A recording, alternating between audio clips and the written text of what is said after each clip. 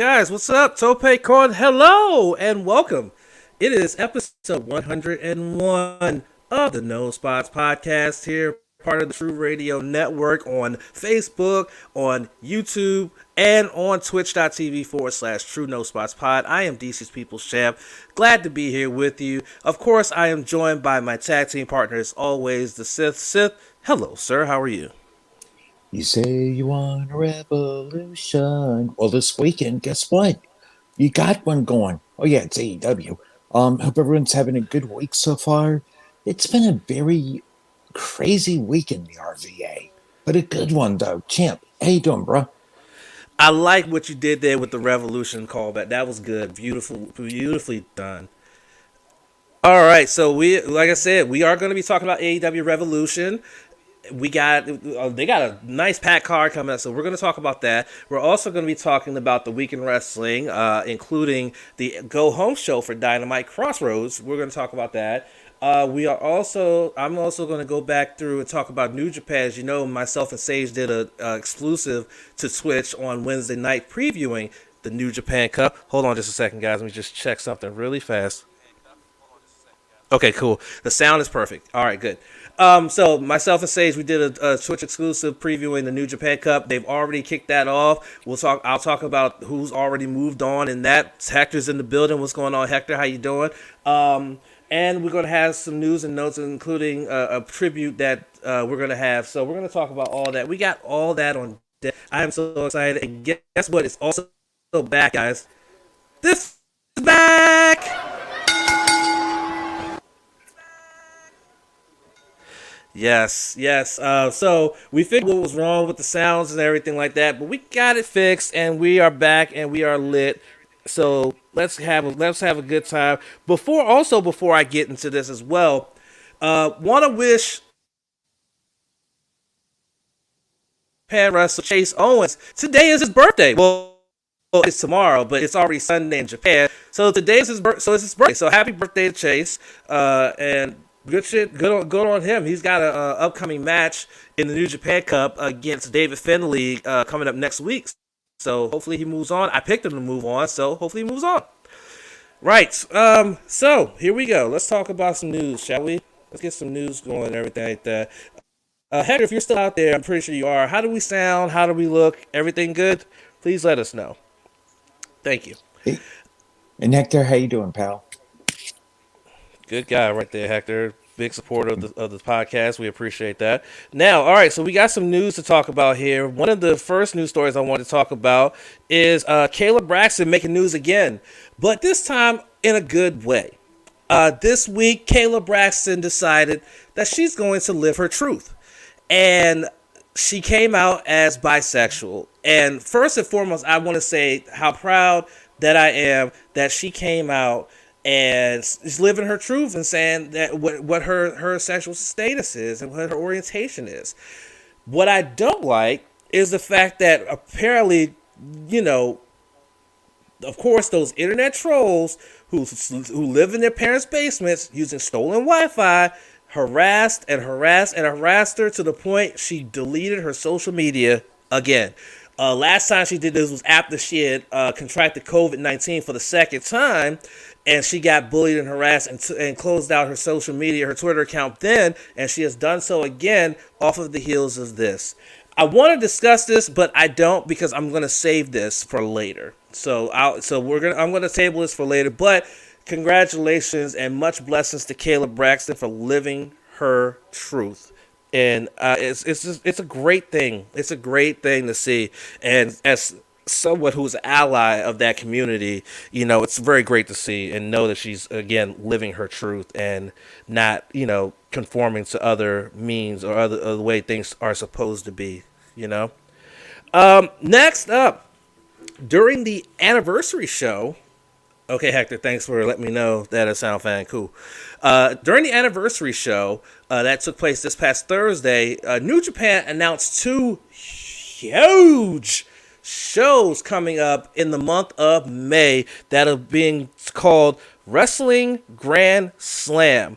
They announced that they will be having a show on May the 15th at Yokohama Stadium, and they also announced that on May the 29th, it will be the first non-January 4th show at the Tokyo Dome.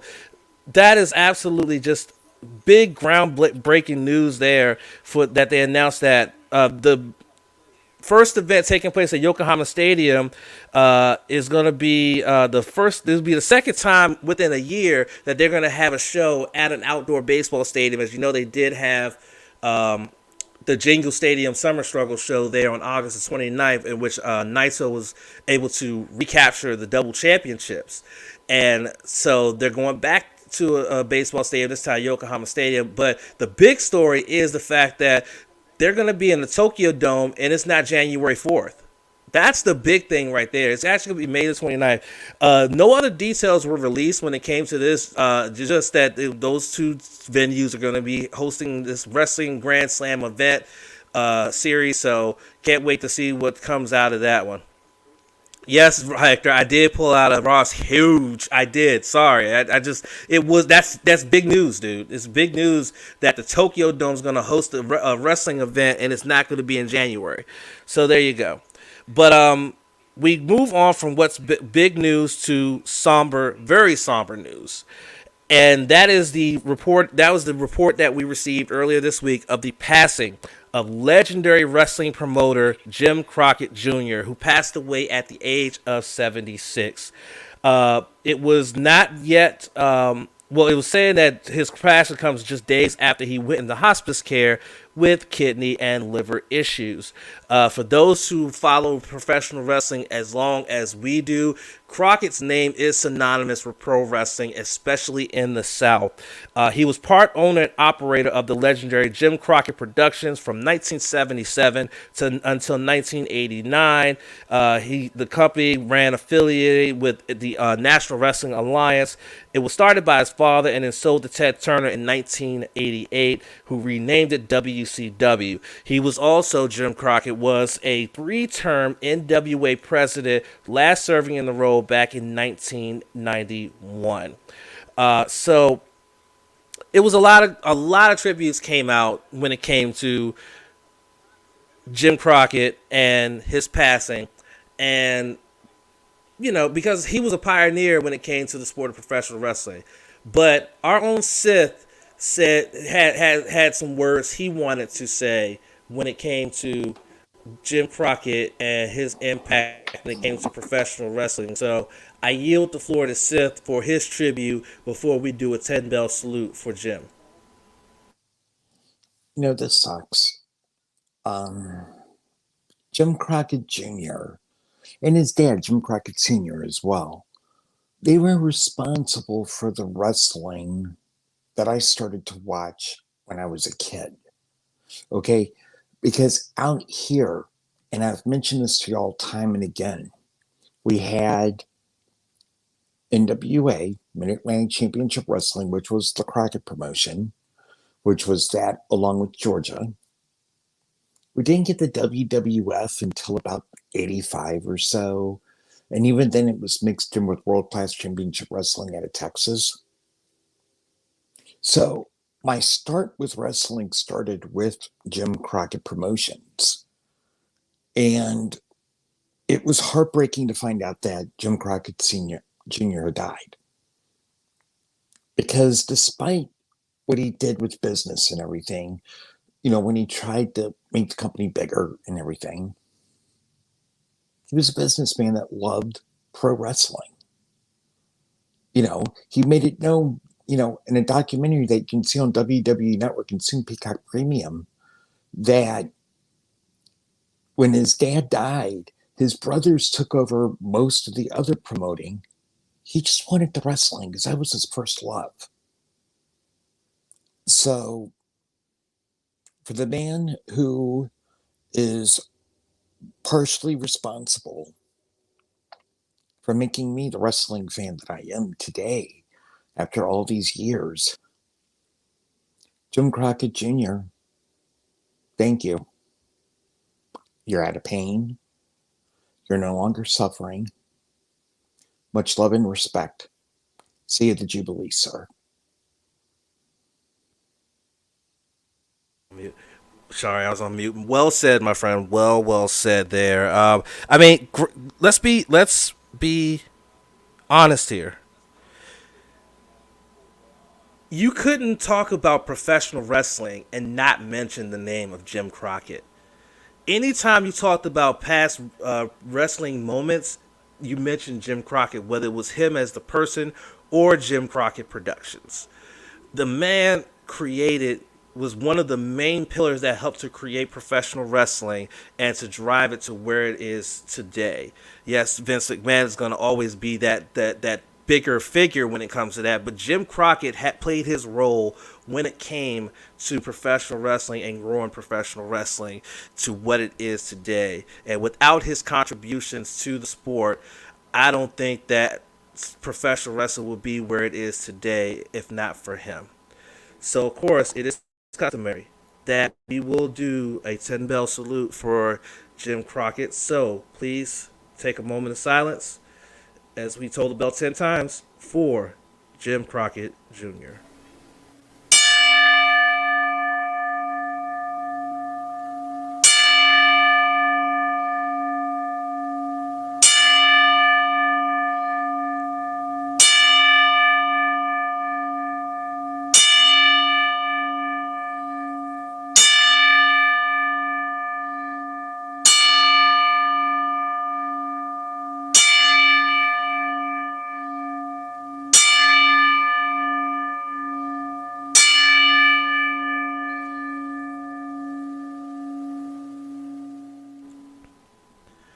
Thank you, Mr. Crockett. Appreciate that.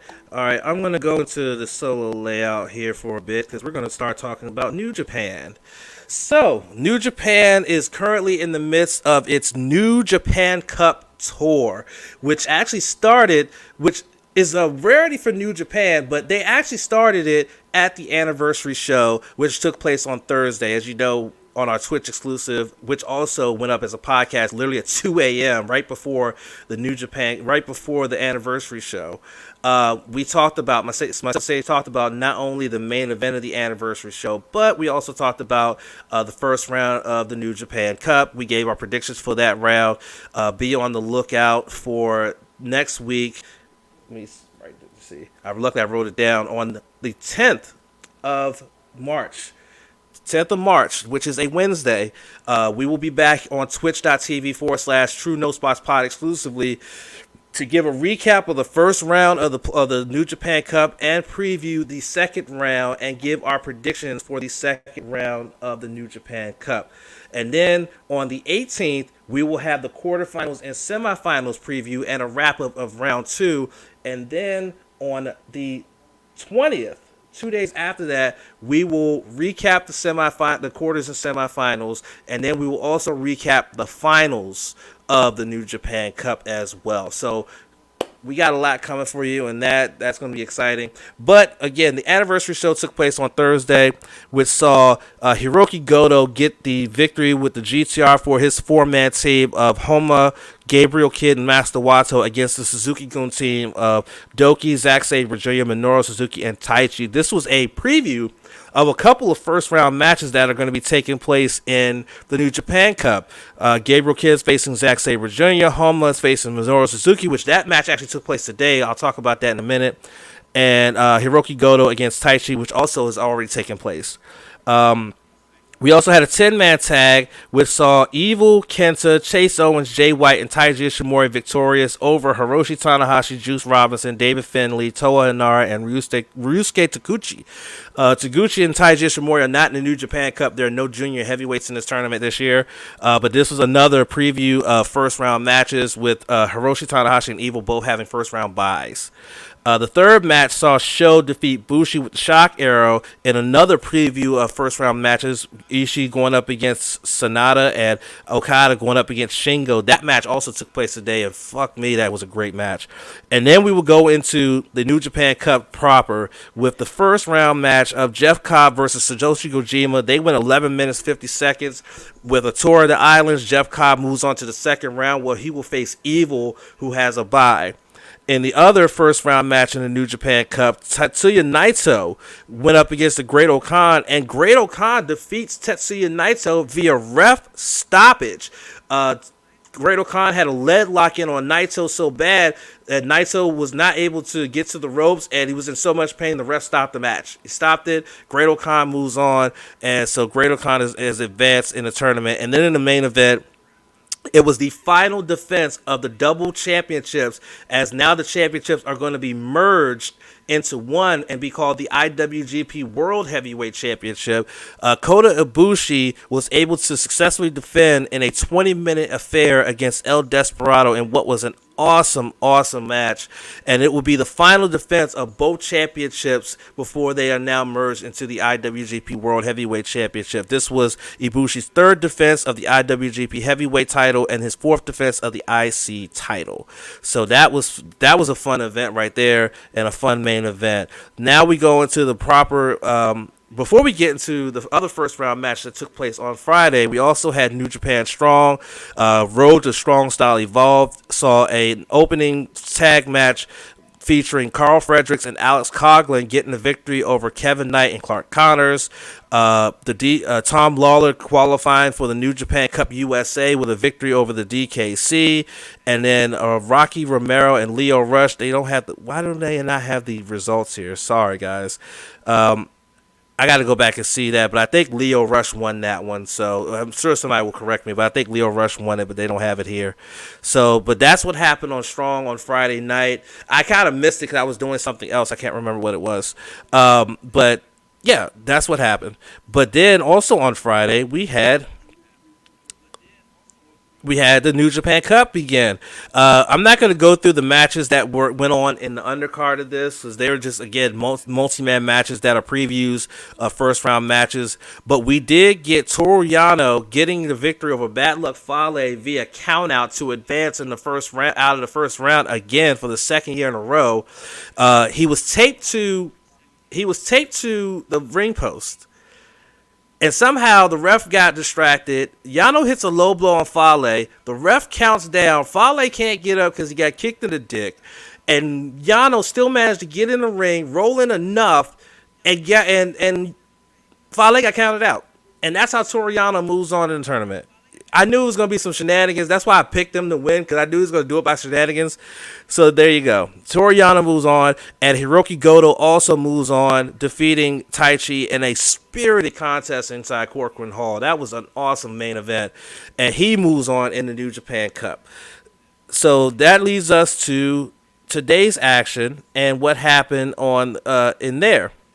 Those first round matches saw Tomoaki Honma almost defeated Minoru Suzuki. But it was Suzuki with the Gotch style power driver that got the victory and moves on in the tournament. He will actually go up against Hiroki Goto's Suzuki in the second round. Juice Robinson and Kenta went at it in this one, but Kenta would ultimately get the victory with the game over submission to force Juice to tap out. And so Kenta moves on, and he will face the winner of the main event, which was Kazuchika Okada versus Shingo Takagi.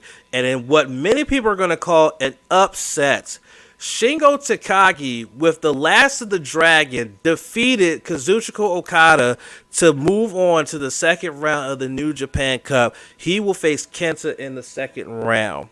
So as it stands now, as we look at the brackets, as it stands now, and I'm pulling up the brackets now, the second round, which will begin on the left side of the bracket on March the 11th, we'll see Evil go up against Jeff Cobb, the Great Okan against Toru Yano, Hiroki Goto versus Shingo Takagi, and Minoru Suzuki against Kenta. So, oh man, thank you, Hector, for letting me know. Yes, Leo Rush did win last night to qualify for the New Japan Cup in the USA tournament.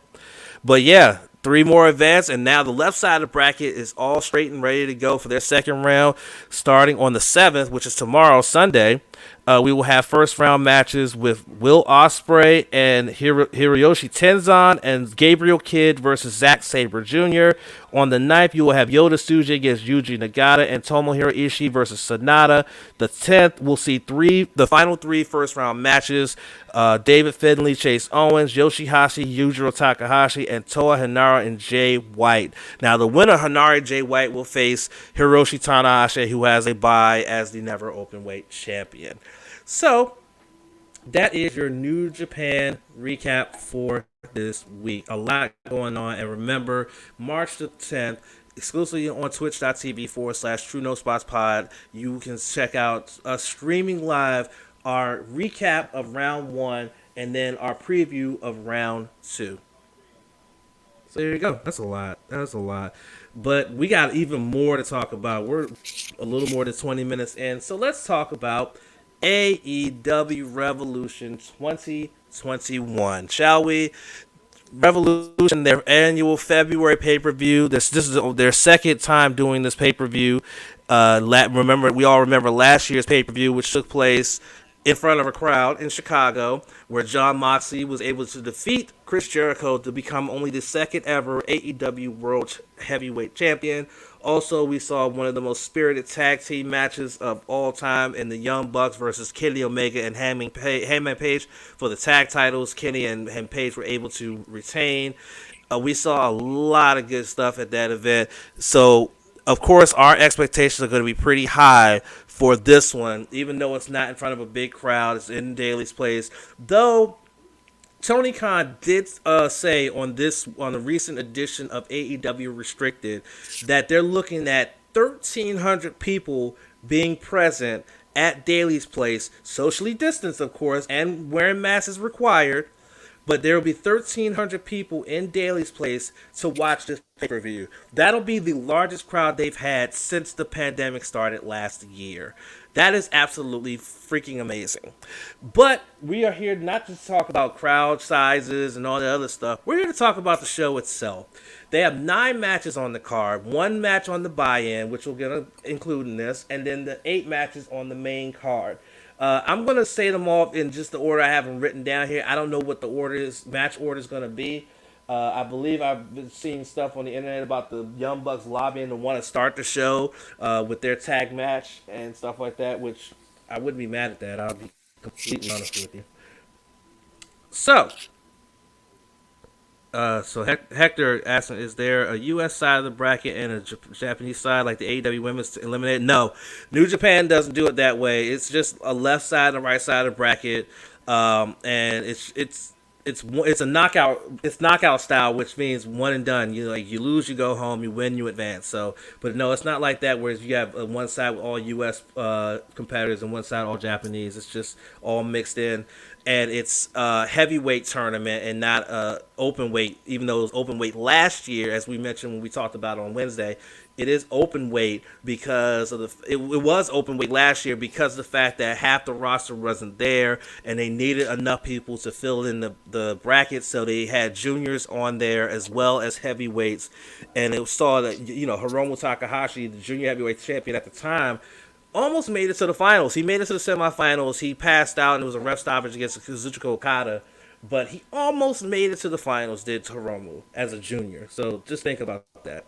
But let's talk about Revolution.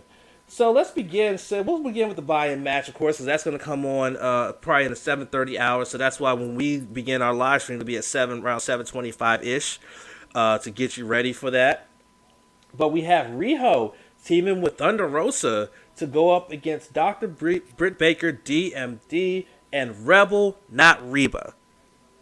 All right, so Sith, what you reckon you like? What you thinking about when it comes to this matchup and the intertwining characters that are in this match?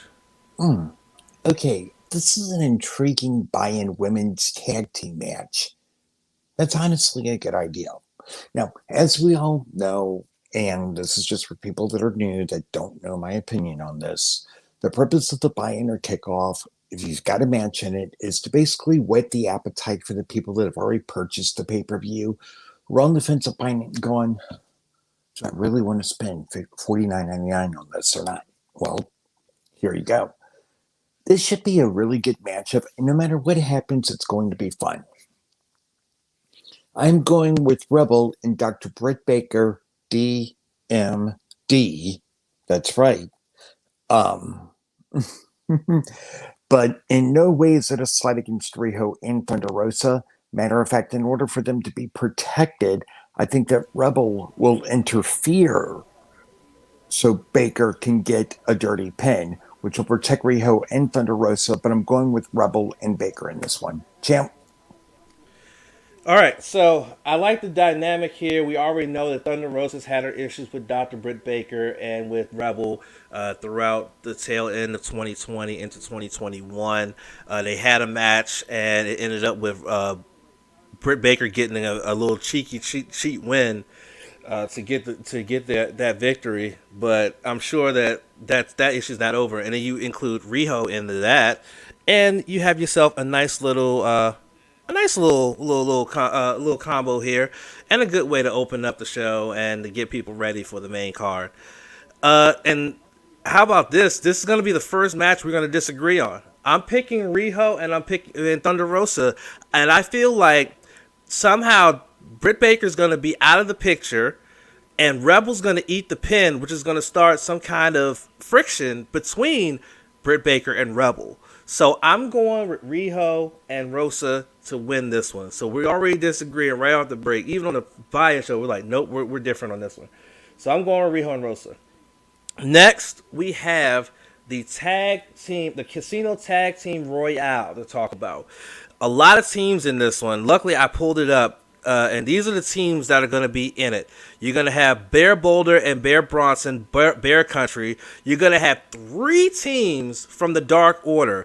Alex Reynolds and John Silver, Evil Uno and Stu Grayson, and Alan Angels and 10.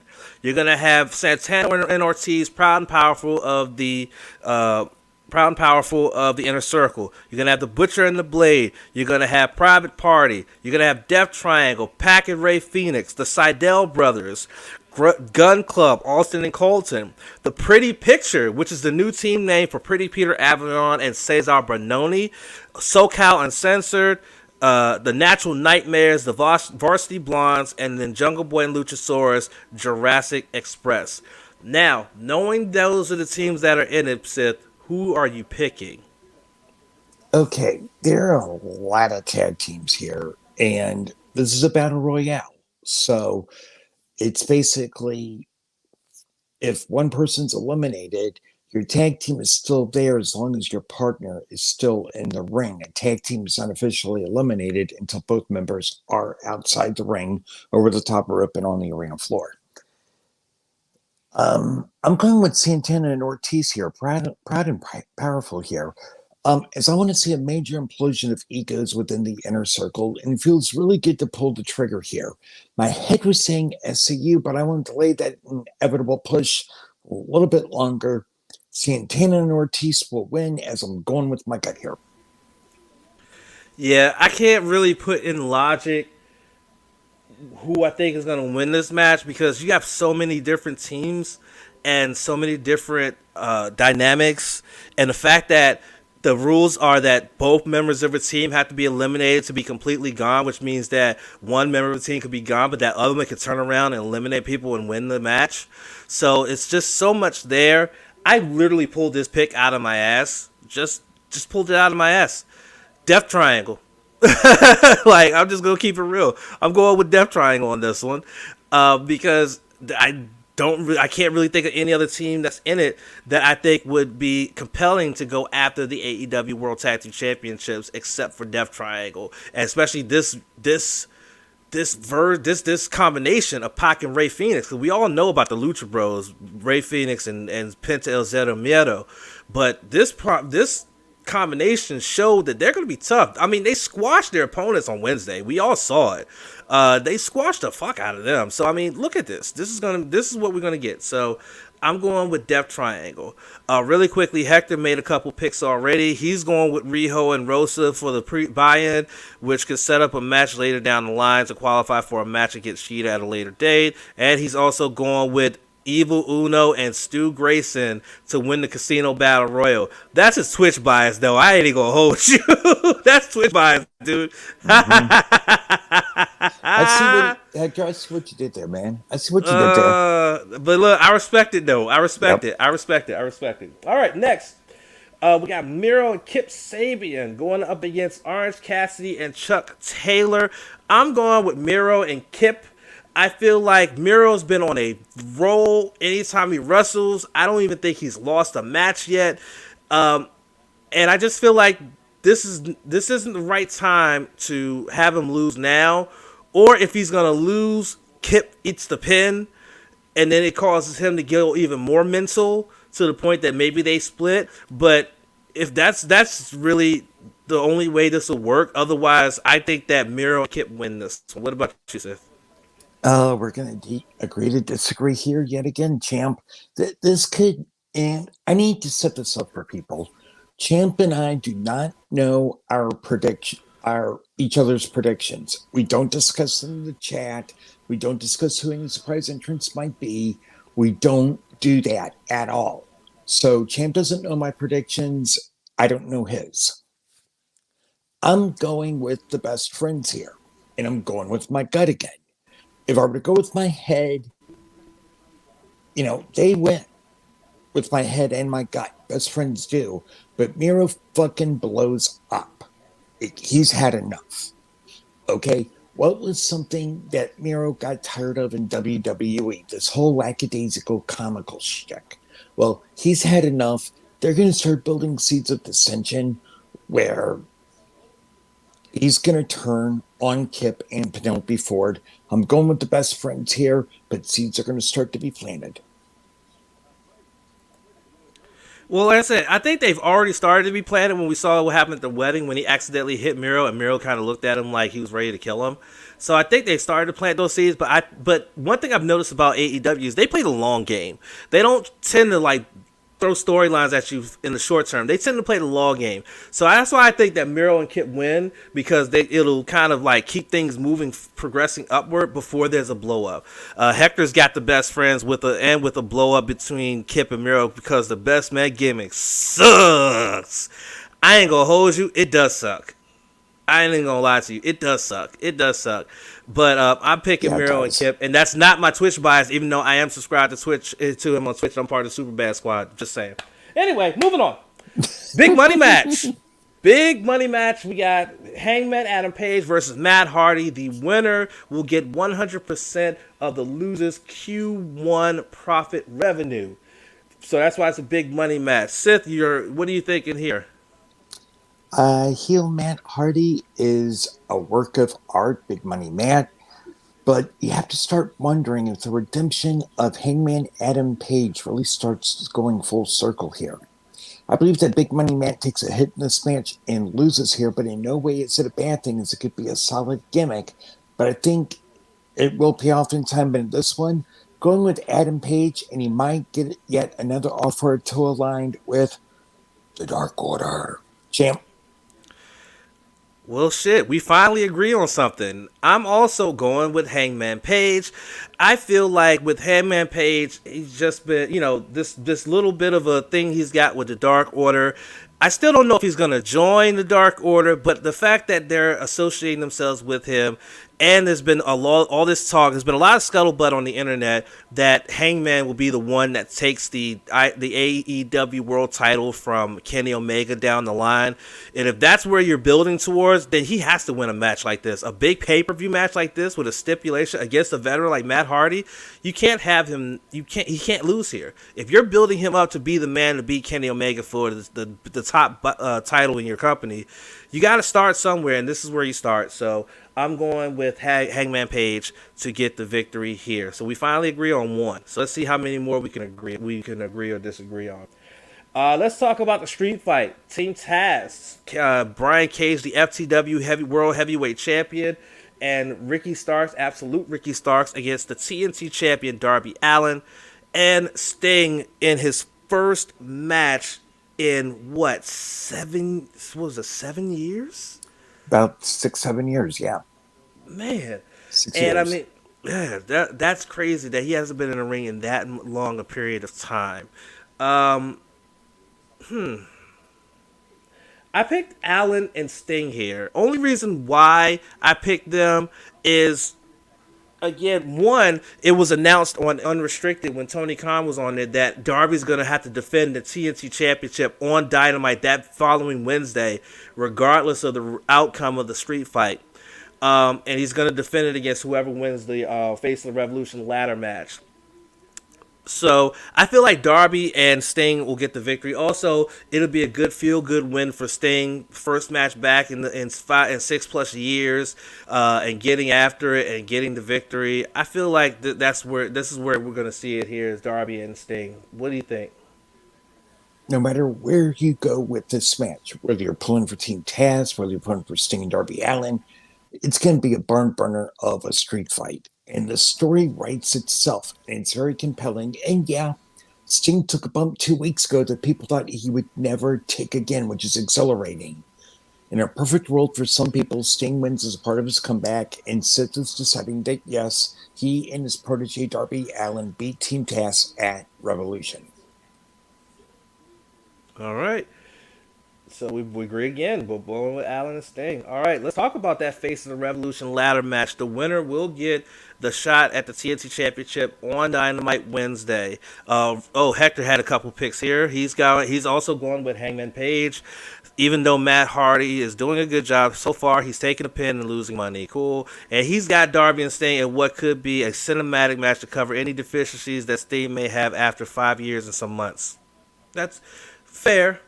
Fair. We'll see. We'll see what happens.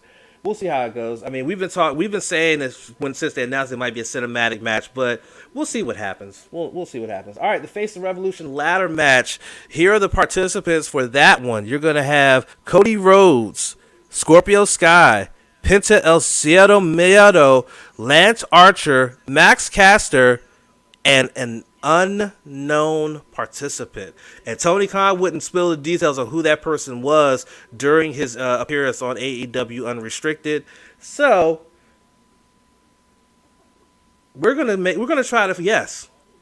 We're gonna try to guess. We're gonna try to guess who this person could be that'll be entering this ladder match as the sixth competitor and possibly have a shot at the TNT Championship. I'm gonna start with Sith. Sith, your thoughts. Who are you picking? Who is your mystery participant, and who are you picking to win this? Okay, the word is in the rumor mill that the mystery person in this match is not, I repeat, not the one who's going to be the new signing that Paul White announces tomorrow night this weekend at Revolution.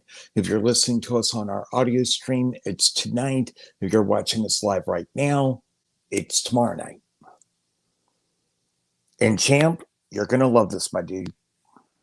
Get ready, folks, because the surprise entrant that the Sith is picking is none other than the national treasure, the holder of the 10 pounds of gold, your NWA World Heavyweight Champion, Nick Aldis.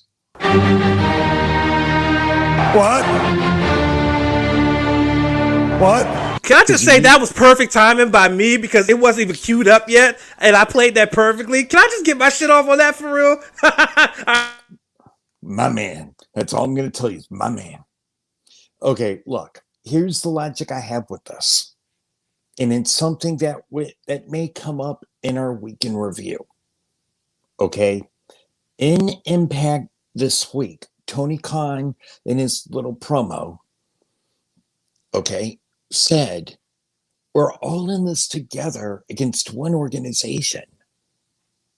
So when I think about that, and I give it a little bit of thought, that means New Japan, AAA, because Lucha Bros do a lot of work in AAA, AEW, Impact Wrestling, and the National Wrestling Alliance. Now, I'm not ready to say that Ring of Honor is going to join in, but they might join in eventually. But yeah, my surprise pick entrant is Nick Aldis. And no, I don't think Camille will join them. But if she did, Sith wouldn't complain at all. Hey, champ, do you want to know my winner of the match or just a surprise pick for right now? Winner. Winner, and it's another shock pick. I'm going with Penta El Cerro here for the W. It's time for him to really come out and shine, I think. And I think Penta's going to win. Okay. I like your picks. I like those picks. The oldest one definitely caught me off guard. Let me put myself on the screen. That caught me off guard for real. Like, because, I mean, he's been so adamant that he doesn't want to work with other promotions because he's representing the NWA, and they're actually getting ready to come back this month with a event that's going to be on Fight.tv. So I'm excited about that. Okay. So I don't know if my pick, I'm not even going to play the what thing, because I don't know if my pick, a mystery participant, is going to be as shocking as Sith. But who I'm thinking here, and I've seen this name floating around too, so that's what made me think of it. Ethan Page. Remember, Ethan Page is a free agent. He's no longer with Impact, and he went out the door of Impact not in the greatest of standings, to be fair. And so I'm sure that he has no problems with coming to AEW and being a part of that roster. And that's what he's going to do. I think that it's going to be Ethan Page that is going to be the mystery participant in this one. Now, who do I have winning this? I am going with Scorpio Sky. I mean, look at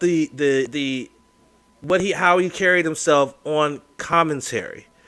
He carried himself so arrogant and self-assured on commentary. You got to capitalize on that. So I think he gets the shot at the TNT Championship. I don't think he wins it, but I think he gets the shot. So I'm going with Scorpio Sky on this one.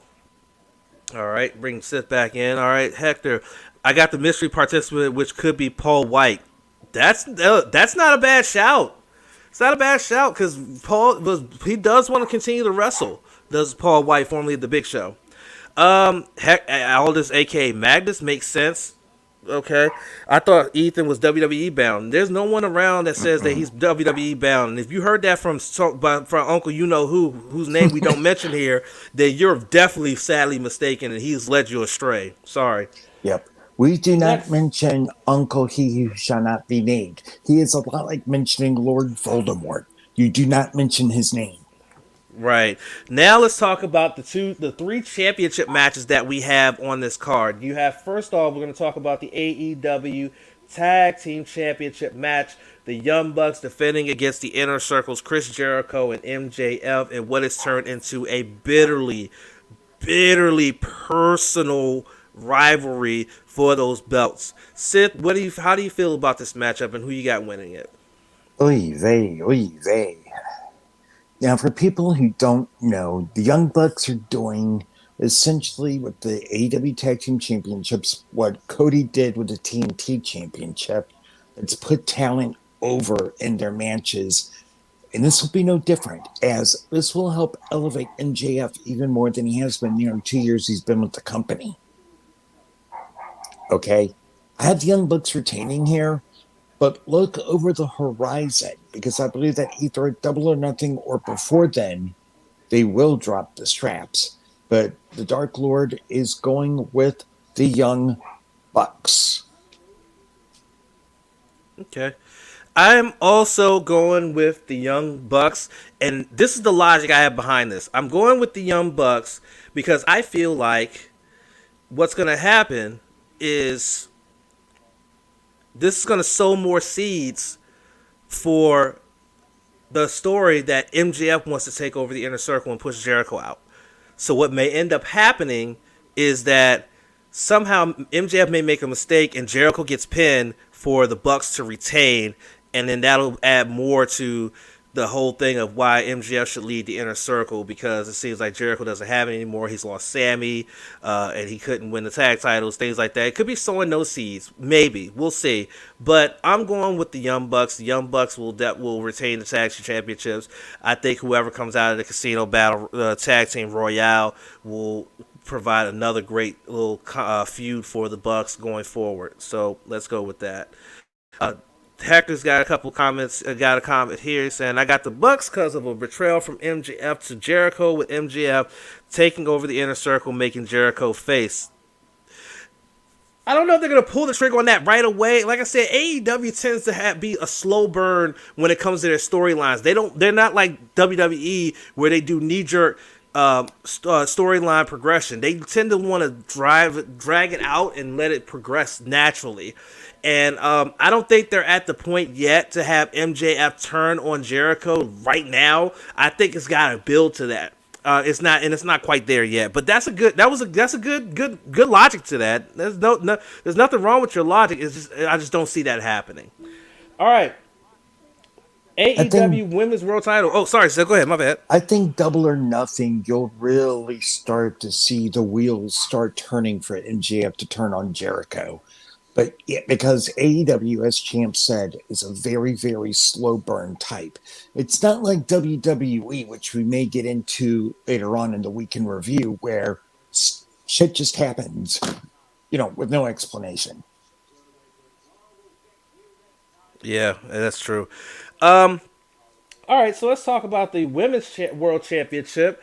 Hikaru Shida, the champion, will be defending against the woman who won the AEW Women's World Championship Eliminator Tournament, Ryo Mizunami, who got a big victory in a hell of a match with Nyla Rose on Dynamite in the finals. My God, what a match. That was probably one of the best women's TV matches that AEW's put on in their 2-year existence. My God, what a match. And there's history between these two as well, dating back to their time in Japan. So, Sith, how do you feel about this one? Does Shida walk out still the champion going with her 200-plus day reign, or do we see a new champion? Now, I know people are going to say he's a mark. I'm not. I am not saying this because Nyla Rose lost in what was definitely one of the best matches AEW has put on with the women's division on TV, as Champ said. And don't be surprised if it doesn't get glowing praises from both of us in our week in review that's coming up in the next segment. But I'm going with Hikaru Shida.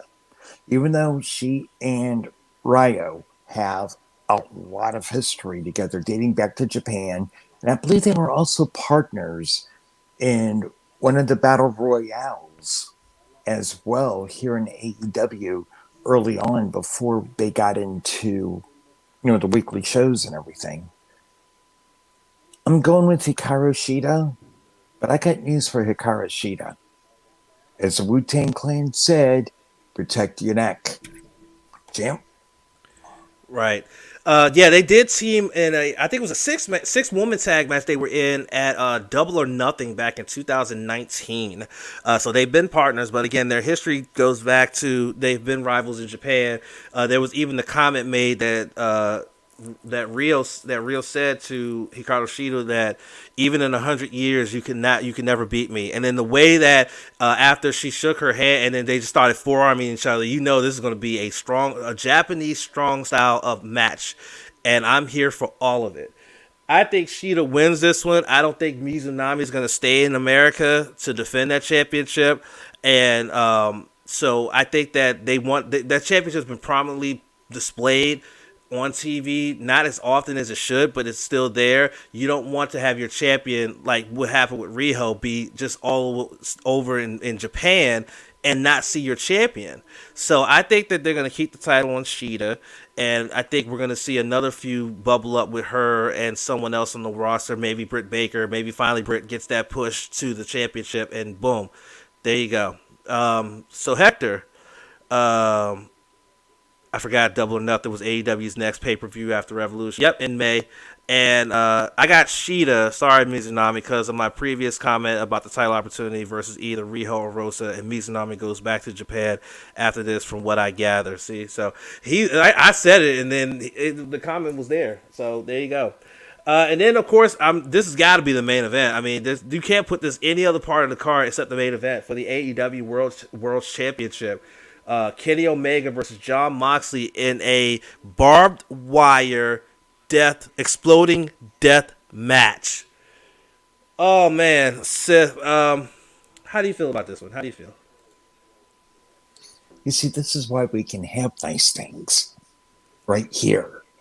Now, before Kenta lost to Moxley a week ago, and I'm still recovering from that shock, I really thought deep down that Moxley would lose to Kenta a little over a week ago, lose to Kenny Omega here, and prepare to get ready for fatherhood a bit. Okay? Now it's in a state of influx here.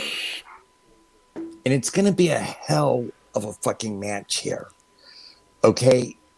Yeah, I'm still going with Kenny Omega for the W. Usually I would take a chance on Moxley, but it doesn't make a lot of sense to me to have Moxley win this one.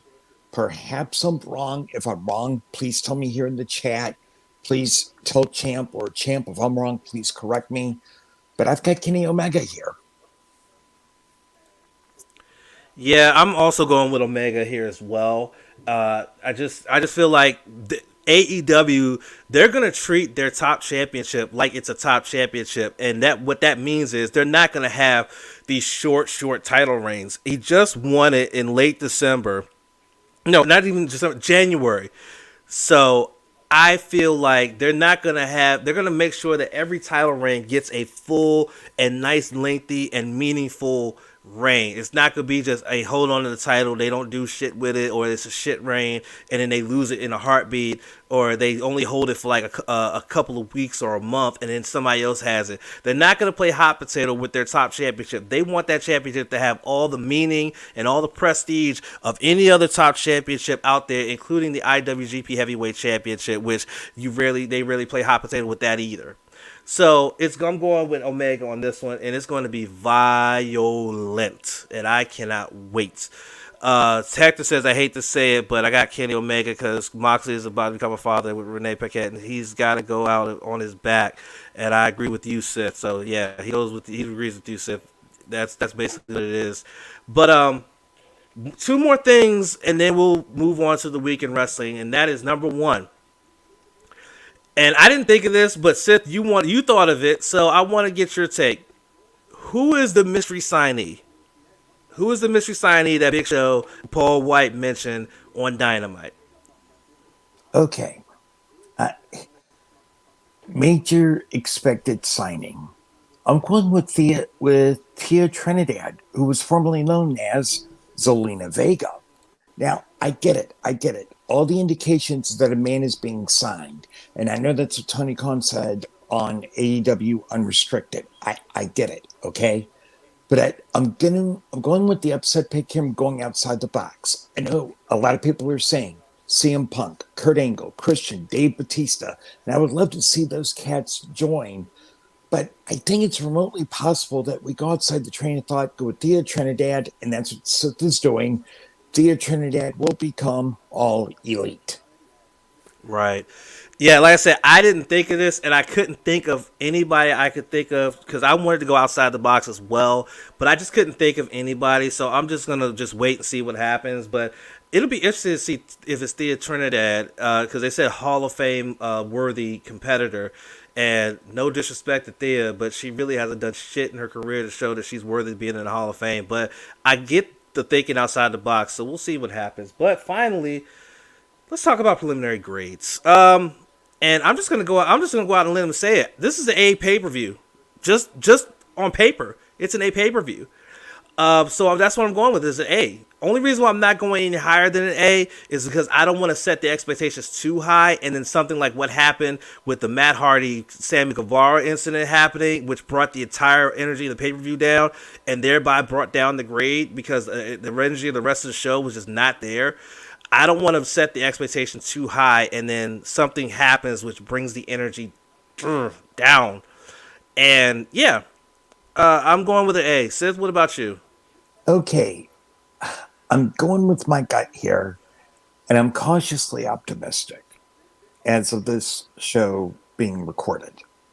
AEW, with the exception of All Out last year, has delivered on every pay-per-view so far, but every dog has his day. This could very well go into A plus territory, but this card is heavily reliant on gimmicks or clauses. We have exploding barbed wire death match. We have a ladder match. We have a street fight. We have a tag team battle royale, and a big money match where the loser turns over all the first quarter earnings. This could be a blessing or a curse, so let's wait this out. That and also, AEW's had a reputation of going well over 3 hours on a pay-per-view, and given that this is being done tomorrow on a Sunday night starting at 8 p.m. East because AEW rightfully didn't want to go up against UFC, here we go. I'm going A-. AEW, I have a challenge for you. If you do go over 3 hours this weekend, please do not make it feel like it's being dragged out. That's my only request of them, is don't drag it out. Right. Yeah. No, I agree. Don't drag out the matches. Don't let them go too long. I feel like the title matches should go 20 minutes at the most. Don't have them be 30 plus minute, and you're just trying to figure shit out. Like let's manage the time and everything like that.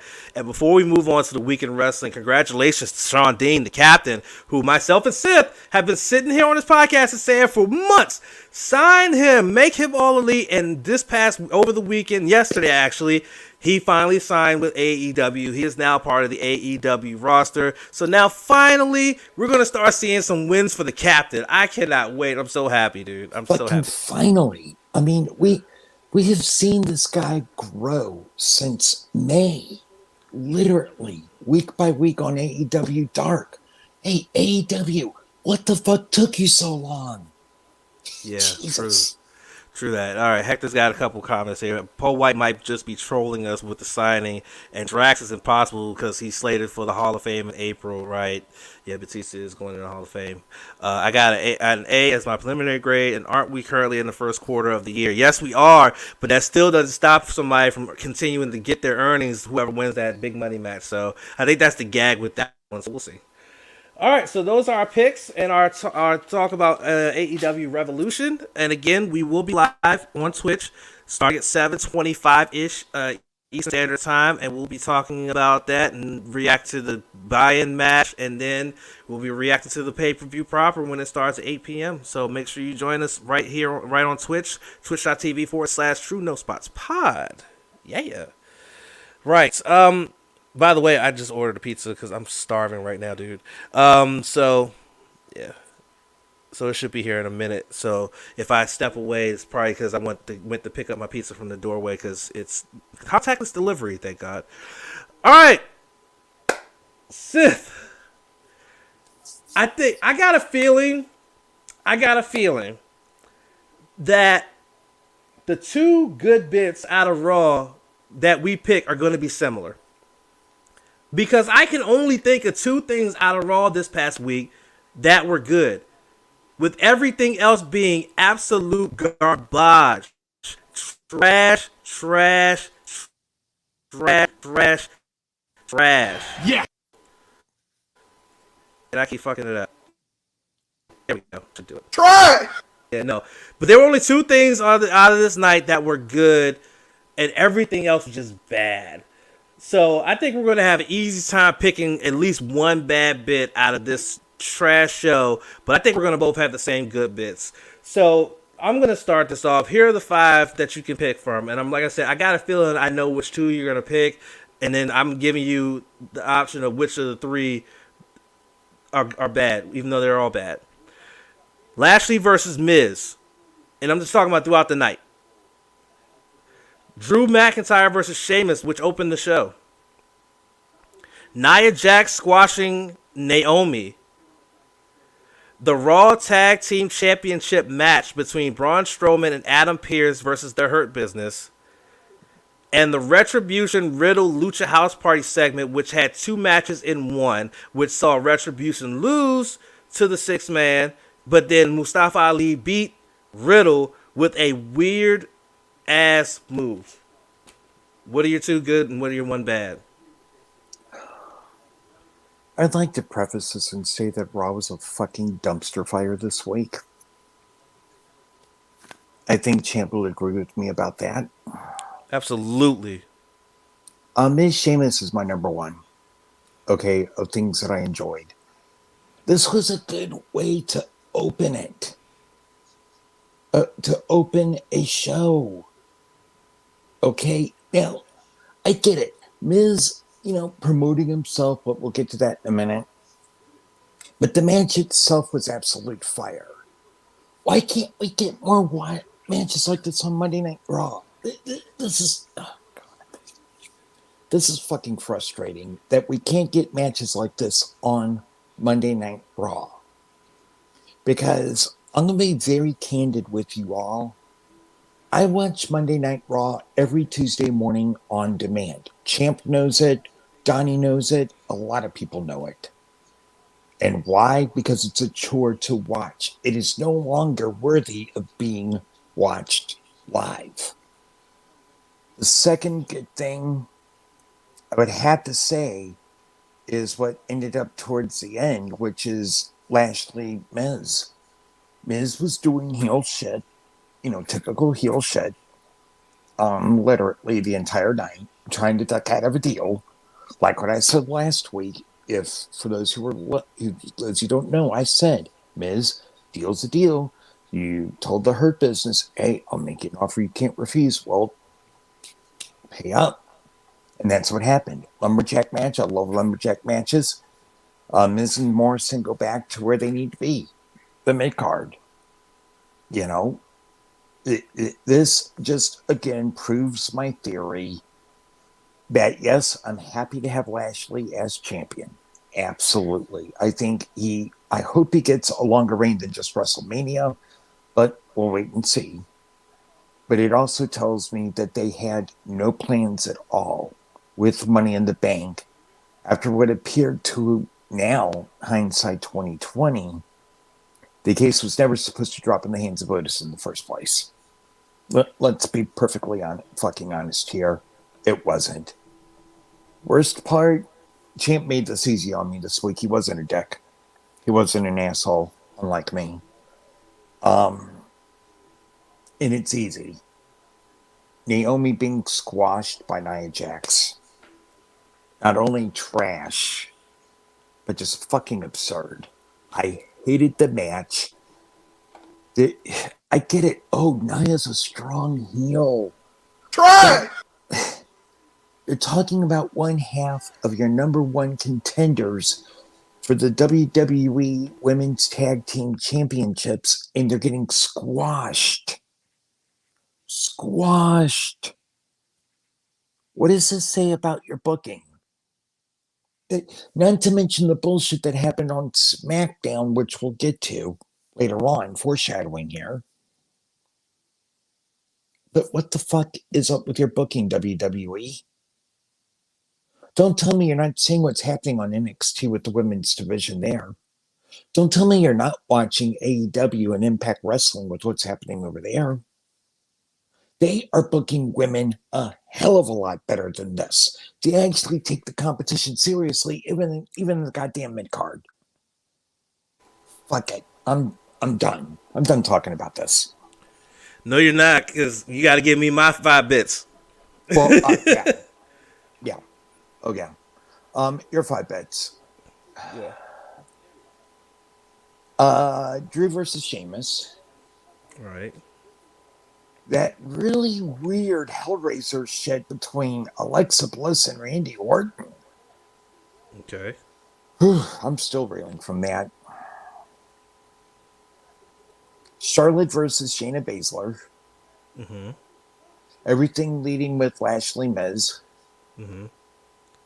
And Riddle, Lucha House Party, Retribution, all of that bullshit.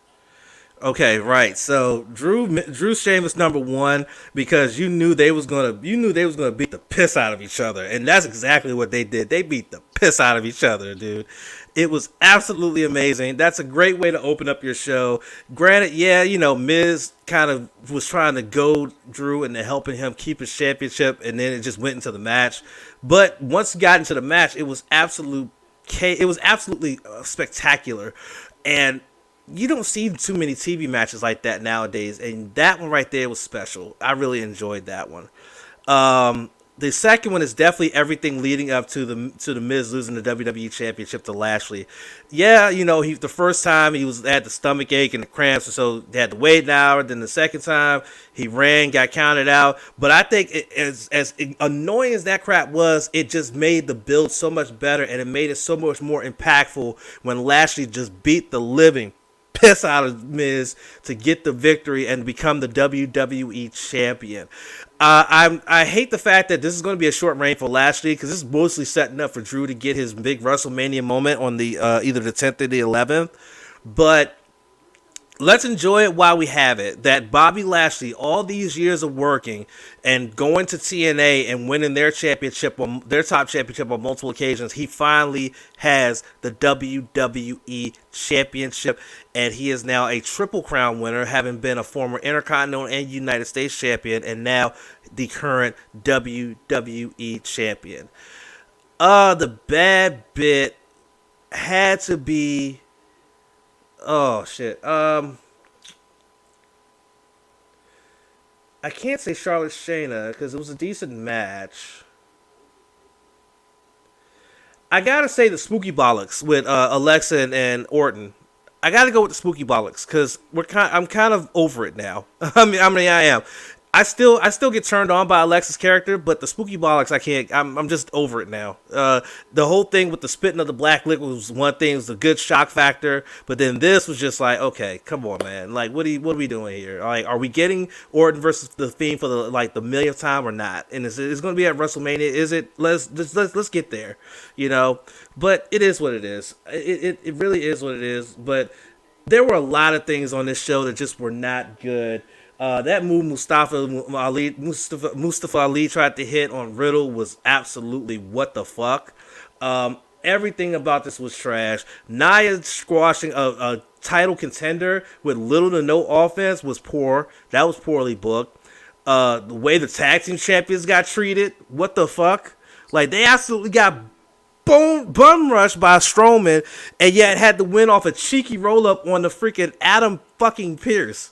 Like, everything about this show was not it, fam. I just couldn't. And I do the same thing as Sith. I watch it on a Tuesday morning, and I literally was sitting there Tuesday morning like, why the fuck why am I watching this? Like, what the fuck, dude? But anyway. Hey, champ, we yearned for the days when we had Raw. Oh, wait, it's coming back soon, where we have NWA Power coming back, which along with Dark and along with Impact, pull up the doldrums, that is Monday Night Raw. Yeah. Hector with a couple of comments here. He said his bottom of the barrel has to be The Miz avoiding the match with Bobby 3 times till the end. Top 2, the fact that Bobby Lashley finally won the WWE Championship, and the pay-per-view quality match between Drew and Sheamus. There we go. He thinks that the SmackDown Women's Division is booked a hell of a lot better than Raw's. That's a fact. Sure. Was it just me, though? But did it look like Bobby was forcing The Miz's hand in the full Nelson to tap out? I don't know. I couldn't tell. I don't know. And remember, champ, Ali is working injured, so he's really limited right now. That is true. He did reveal that he is working with an injured PCL. I get that, but still, I still had at the time like I said, when I talk about these things, these are thoughts I've had at the time I'm watching. So it wasn't announced then when I was watching it that he was injured. I just saw him fuck up that move and was like, dude, you're better than that. What the fuck are you doing? Anyway, let's move on because Raw was shite, and we don't need to dwell on it anymore. Let's talk AEW Dark, and let's get into the AEW Dark. So, Sith, let's begin. You provide me with your 5 bits, please. Hopefully, my pizza doesn't show up now. Yeah. Okay, here we go. Diamante and Ivelisse versus Kylan King and Red Velvet. Mm-hmm. The Seidel Brothers versus SCU. That was our main event. Mm-hmm. The HD2, the Hybrid 2 versus Carly Bravo and the Captain Sean Dean. Mm-hmm. Max Caster versus JJ Garrett. Mm-hmm. John Schuyler, Levi Shapiro, and Ryzen versus Colt Boom Boom Cabana, Evil Uno, and 5 of the Dark Order. Okay. And Fuego del Sol and John Cruz versus Top Flight. All right. My number one is SCU and the Seidel Brothers, the main event. That was a right proper main event. When you have a show full of a lot of tag team multi-man matches, that was the right proper main event, was to have a tag team match between SCU and the Seidel Brothers, with people still having to remember that if SCU lose, let's keep this in mind. If SCU lose, they're done. They're going to no longer be a tag team. So this was a big match, even though it's on the smaller scale of Dark. This was a big match for them because another loss and they're done as a tag team, right? The other one had to be the Dark Order because that finishing move that Evil Uno broke out to win that match was fucking sick. It was really fucking sick, and I enjoyed watching that. And I just enjoy watching the Dark Order work as now as faces. It's like really fun to watch. I would say the bad bit. The bad bit would have to be TH2 versus the TH2 match. Oh, not because it was a bad match. I'm just tired of seeing Shawn Dean lose. Pretty much, I'm just tired of seeing Shawn Dean lose. So yeah, that was the only bad bit. Only because I'm tired of seeing Shawn Dean lose. All right, let me quickly go through your 5 because I got a feeling my pizza's about to show up very soon. My first one, the show's commentary. We haven't talked about the commentary on Dark for a while, but this week was even funnier than it has been in weeks. So the show's commentary: Abaddon squashing Renee Michelle. Max Caster's diss track to 10 before his match. The Dark Order going 2 for 2 with not only winning in the 6-man, but 10 winning as well. And SCU versus the Seidel Brothers in the main event. Oh, man. Number 1 is Dark Order. 2 for 2, 2-0 on Dark. They not only had a really good match that I alluded to earlier, where you had the 6-man tag, Colt Cabana, even number 5 going up against Skylar, Levi Shapiro, and Ryzen. That was a really good match. But also the fact that, Stu Grayson had a decent, quick match. And it was not a squash against JD Drake. It was not a squash. It was a well-paced match. Bing, boom, done. The main event, Seidel Brothers versus SCU, my number 2. Solid main event here. And honestly, I can see how things are going to go for SCU as they're aiming their sights for the AEW Tag Team Champions. But also remember, last match they lose, they split up. SCU splits up supposedly. Now, AEW so far has been really committed to storyline when it comes to this type of thing. Got to remember, they're so hardcore committed that unless Tony Khan decides to pull the trigger, the agreement stands that Cody Rhodes does not challenge for the AEW World Championship again because he lost in a match last year, where that was the caveat that he couldn't challenge again. So they won again against Seidel Brothers in a solid match, no problem. Honorable mentions the commentary, which is usually off the chain where it comes to Dark. Dark has really good commentary, which really keeps people on board, and it's usually just as good as AEW Dynamite's commentary as well. This is easy. Bad thing. Renee Michelle versus Abaddon, where Abaddon got squashed again. Squash win.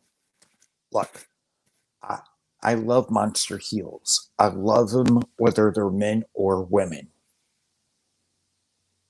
But enough of the goddamn squashes. I mean, you can build a monster fan favorite or a monster heel without the squashes. And this really, I'm going to be very candid here. Whenever you have a squash match, whether it's online, on regular TV, or on a pay-per-view, you're insulting the intelligence of the wrestling fan. You're insulting fans again by saying, oh, it'll be good just to get this one out of the way. No, because you want to see your talent develop. You can't see talent develop in a goddamn squash. Essentially, champ. Okay, good. All right. And you already gave me your 5, right? Yeah, you did. We started with you. Yeah. Mm-hmm. Okay. Well, again, another dark 16 matches, fun times had by all. I definitely feel like the commentary is what makes the show so enjoyable. Not just the wrestling, but just Taz and Excalibur. They just work so well together. Then you include either Ricky Starks or Anthony Ogogo. You also this week they had -1 there, and of course -1 was taking the piss out of Alex Excalibur as always. I mean, you just got it's just enjoyable to watch, and I enjoy watching it every Tuesday. It's the only wrestling show I watch live when it premieres. The only one. Everything else I watch on a tape. I watch a DVR it and watch it the next day, or something like that. He watches AEW Dark Live. I watch NXT UK Live. So it's like Taz is something else on commentary. Was he like this when he was on SmackDown WWE ECW's commentary? Hell no. He was nowhere near this because they're way too rigid when it comes to commentary. It's a lot better he is on this one because he's just being himself and just having fun, basically. That's what I like about Impact and AEW is the commentators can be themselves and feed off of each other. WWE, one of my main criticisms about them doing commentary is that it's just so bland and overly scripted. Right. Speaking of Impact, we're going to segue into Impact and talk about this week's edition of Impact, which actually main evented with a triple threat with the women involved, involving both the Knockouts champion and one half of the Knockouts tag team champions. So let's talk about it, Sith. Here are your 5 bits, because I'm hoping that by the time I get done with this, my pizza shows up. Hopefully they didn't get lost. And they need to hurry up, because I'm really hungry and I'm about to get hangry. So, first, the opening match, which was the X Division 3-way match to determine the number 1 contender for that championship. Finn Juice and the Good Brothers tagging together in an 8-man match against Reno Scum and Triple XL. Jordan Grace versus Deonna Purrazzo versus Kiera Hogan in the main event. Sami Callihan's segment from from Trey Miguel's wrestling school. And Nevaeh returning to assist Havoc after her match with Tenille Dashwood. Oh, man, this sucks because I enjoyed all these segments. Okay. I got you. It's main event time that we celebrate first here in the basement this week, as my number 1 pick for Impact this week is Jordan Grace versus Deonna Purrazzo versus Kiera Hogan, the triple threat match. This was a brilliant setup for a main event, as not only do you use the setup for the Knockouts Tag Team Championship match, but also some seeds to lay in for a challenger for the Knockouts title as well after the match. All in all, solid way to end the show as we race towards Sacrifice, which is next Saturday, I believe, on Impact Plus, if I'm not mistaken, and beyond that as well. Oh, in ODB, it doesn't matter if she's back long term or just for this bit of recordings to lead through Sacrifice. It's definitely worth it. I gotta come out and say that number 2 is Tenille Dashwood versus Havoc, which was the second match of the night. Look, it was not a bad match, and it helped sew a story deeper involving Havoc, Tenille, Caleb with a K, and Nevaeh. Yeah, Tenille won with Caleb interfering, but it keeps Havoc strong, and the attack post-match on Caleb by Nevaeh shows a possible glimmer of hope that the best friends had hit a little slight bump, but they're still joined at the hip together because in real life outside the ring, Nevaeh and Havoc are best friends. Definitely note for WWE to take note about women's wrestling, but they don't want that smoke. They don't want that business. Um,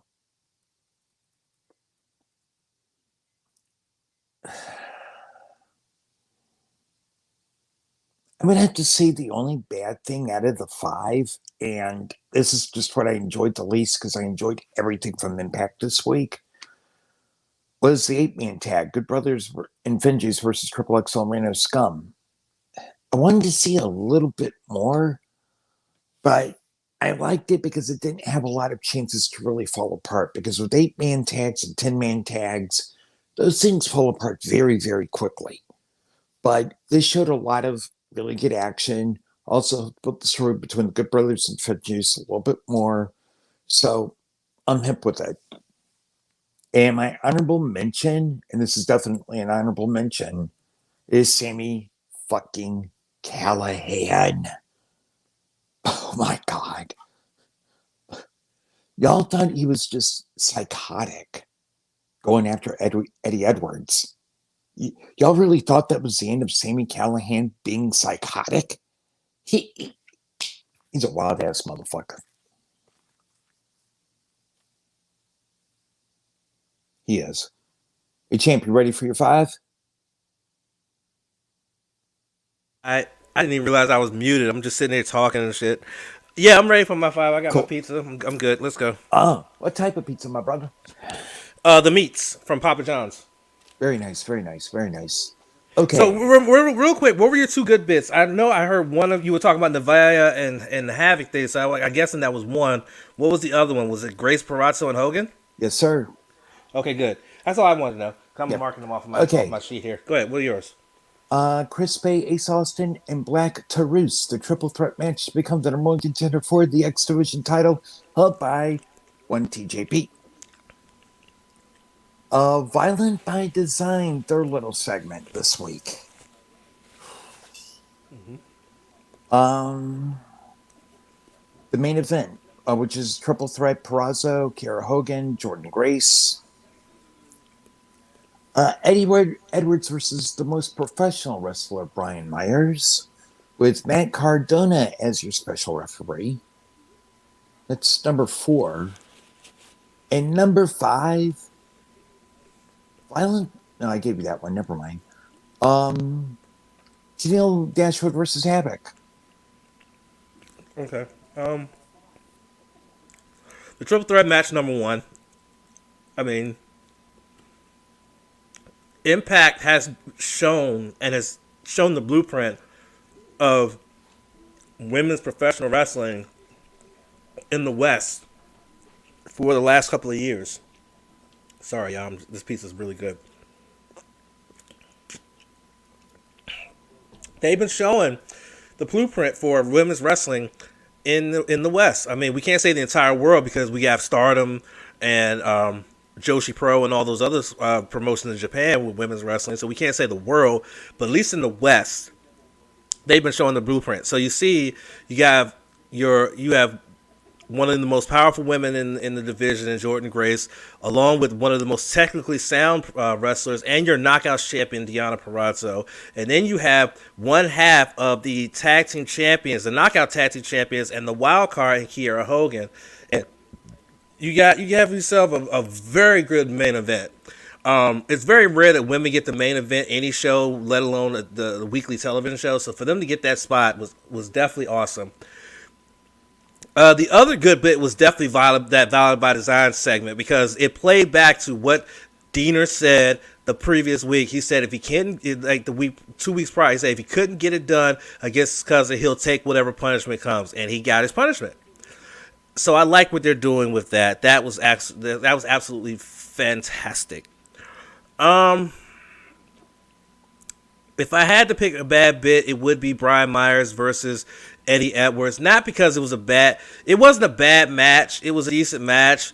I just liked the story. Like made it seem like Matt Cardona was going to actually allow his friend to cheat to win the match as the referee, and when it didn't happen, it's like they're really trying to build this whole thing of Matt Cardona versus Brian Myers.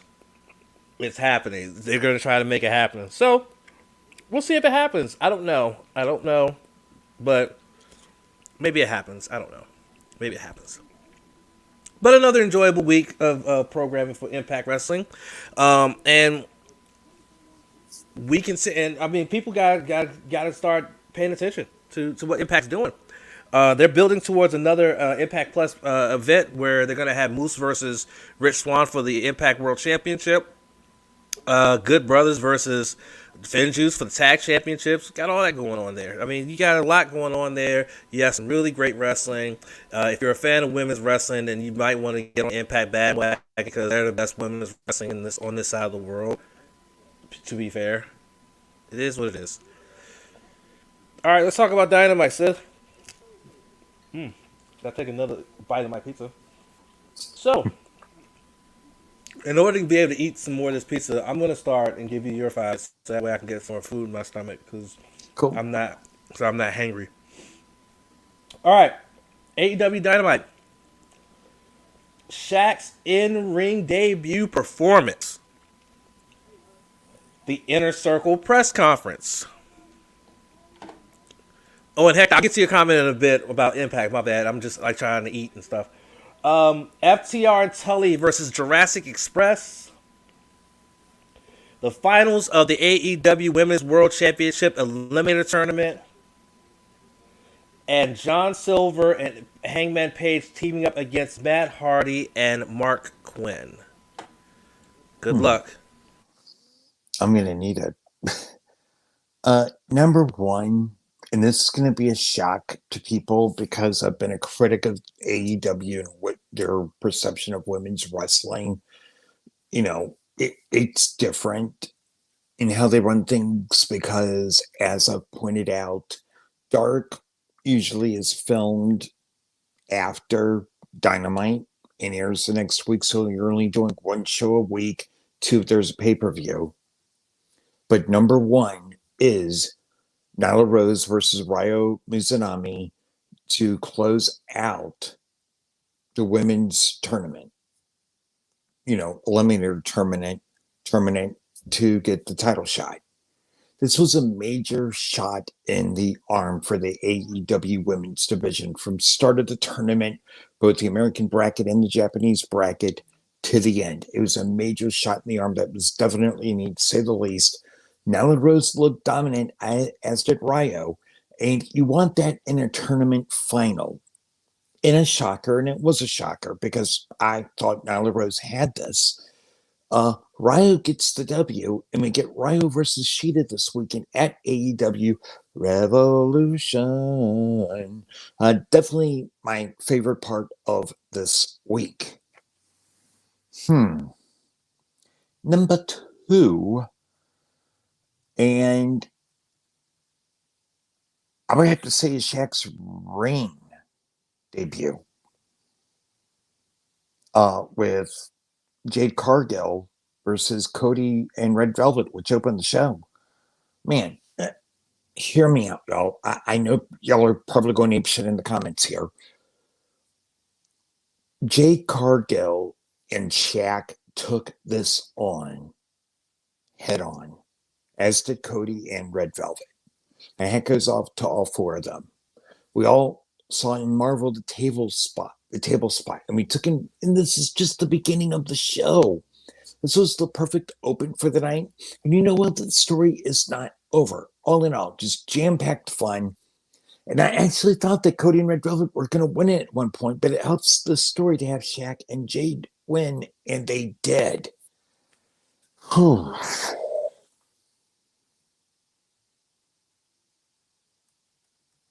In a show that I really enjoyed,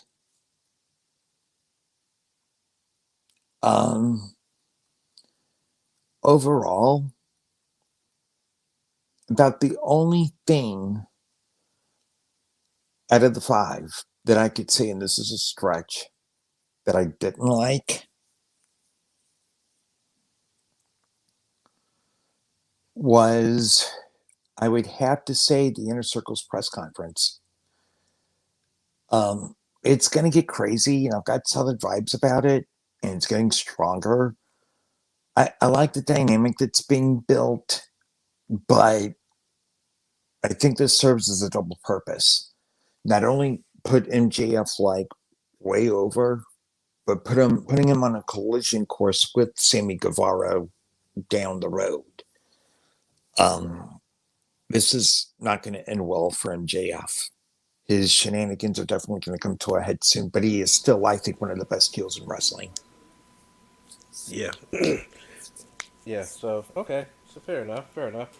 I actually enjoyed the press conference outside of the first person who was asking questions. His mic wasn't working. That was outside the point. That too, I was like, dude, your mic's But not working.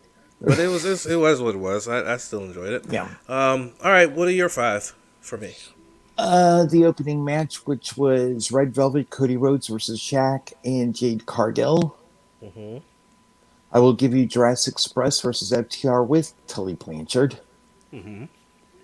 I will give you Nyla Rose versus Ryo Mizunami. I will give you Paul White's announcement.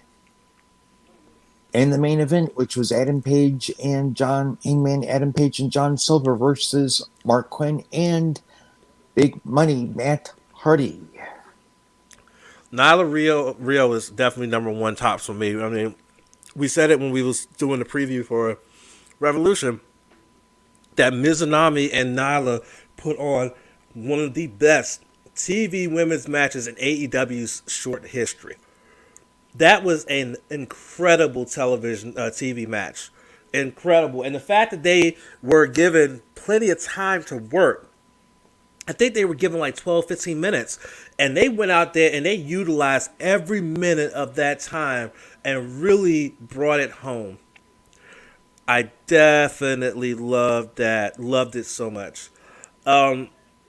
And I think the main event was good because, once again, you're building up to Matt versus Paige, and you're also seeing the relationship between Paige and the Dark Order. So you got a feeling that the Dark Order is going to have something to do with this big money match coming up. Excuse me. So, yeah, I mean, those are my 2. If I had to pick a bad bit,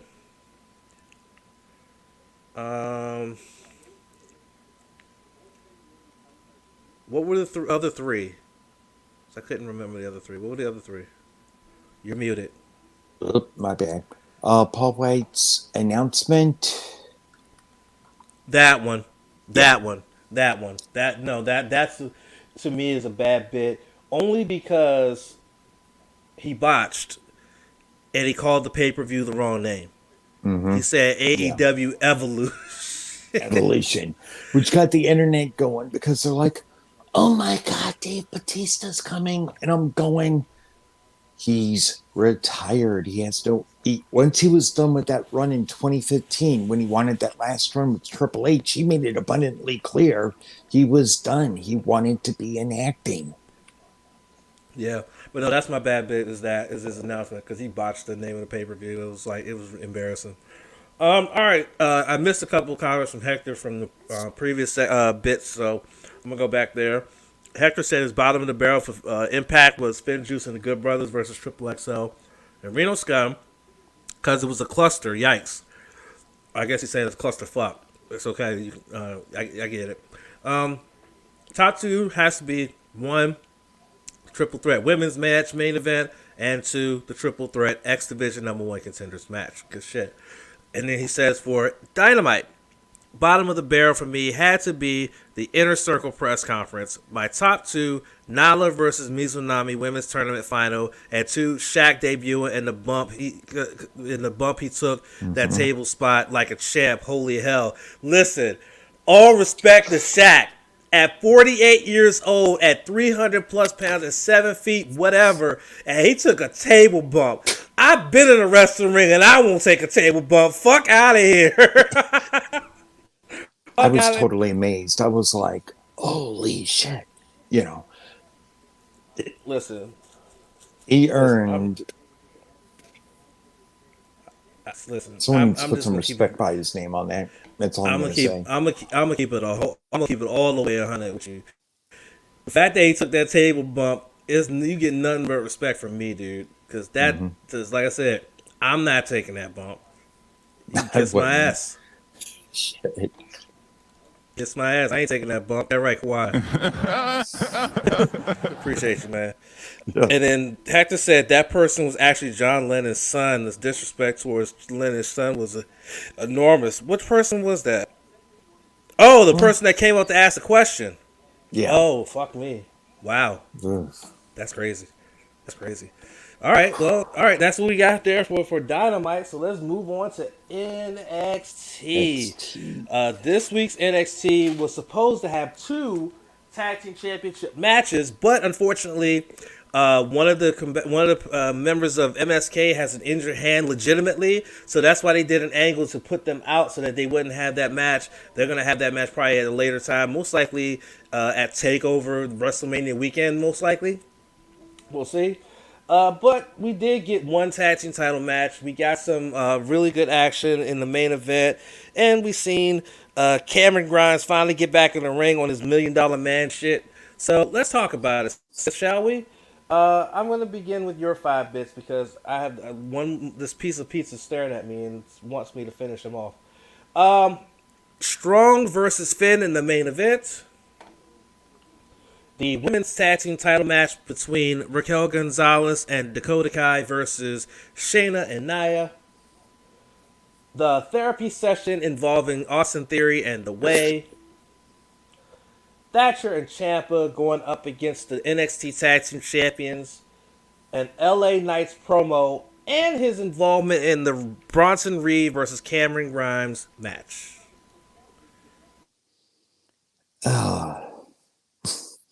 Okay, my top pick is at the very beginning of NXT this week, which was Tommaso Ciampa and Timothy Thatcher versus the Kings of NXT. Now, this was a fun opening match, and it continues to build between Lorcan and Birch against the tag team division overall.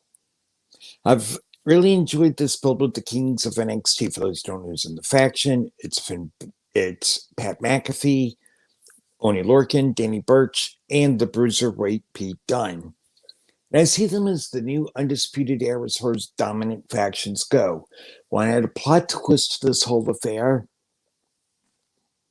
my boys in Imperium were standing on the stage towards the end, watching. Possibly Imperium versus the Kings could be a reboot of Gallus versus Imperium. Yeah. And we got to see it right, man. It's L.A. Knight. His promo and getting involved in Bronson Reed versus Cameron Grimes, getting into that one. I like Cameron Grimes' new theme music as well coming in. And the match itself was good, and it's a sleeper for good match. L.A. Knight, L.A. Knight. He's trying to build a name, and it looks like he's going to be more of a heel right now. That's fine, but it's sowing the seeds for him to get into NXT. Honorable mention being the main event. Whew, bad thing. Shayna Baszler, Nia Jax versus Dakota Kai, Raquel Gonzalez. That was the bad thing because the ending was botched. Oh, wait, Seth, you're saying the ending? Yes, because Dakota Kai wasn't the legal person in the ring tapping out. Okay, the ending was botched. And that really hurts a match, whether it's men's, whether it's women's, whether it's singles, whether it's tag teams, is where you have a botched ending where in a tag team match where your person that takes the fall or the submission is not the legal person in. Dakota Kai wasn't legal. And that was a major disappointment for me. So that was my down point. That's interesting. Because I kind of think that, yeah, the botch was bad, but overall the match wasn't bad. It was actually a really good match. But I do agree with you that I think the botch there, which could have been a purposeful storyline botch to set up whatever announcement is, they could have went another way with that. But no, I agree with you. All right, what are your 5 for me? Yeah, I was nitpicking at that because NXT was pretty solid this week. Hmm. The weigh-in therapy, that's your first one. Um, Aaliyah versus Ember Moon. Hmm. Ooh, Finn Balor shooting on Roderick Strong. Right. Man, that was a shot. Ciampa Thatcher versus the Kings of NXT. Well, part of them. Lorcan and Birch, and also the ending of it. And Balor versus Roddy. Okay, Balor versus Roddy's number 1 because they just put on such a banger of a match, but you shouldn't be surprised at that. I mean, I would never assume or think that Roderick Strong and Finn Balor would put on a bad match when they face each other. I would never assume that at all. So of course that's going to be number 1, and number 2 was definitely that opening tag match between Thatcher and Ciampa versus the Brit and Brawlers. That was absolutely a hard hitting affair too, and you knew it was when you had those 4 guys in there. You knew they was going to like beat the piss out of each other, and sure enough, they beat the piss out of each other. The bad bit was definitely Ember Moon versus Aaliyah because Aaliyah is supposed to be this quote unquote face of the Robert Stone brand, and she just keeps losing. So I'm like, y'all need to just go ahead and just stop this Robert Stone brand bollocks and just let it go because she just keeps losing. She keeps losing, and yet she's supposed to be the face of the Robert Stone brand. So basically saying that your brand is a losing brand. Okay, got it. And it was quick too. Like it wasn't even close, to be honest with you. And just Ember just getting her shit off. So yeah, that was the only bad bit. The way is kind of was kind of in the middle for me. That therapy session was kind of in the middle for me. They had some funny moments, like fucking Indy Hartwell lusting over fucking Dexter Loomis.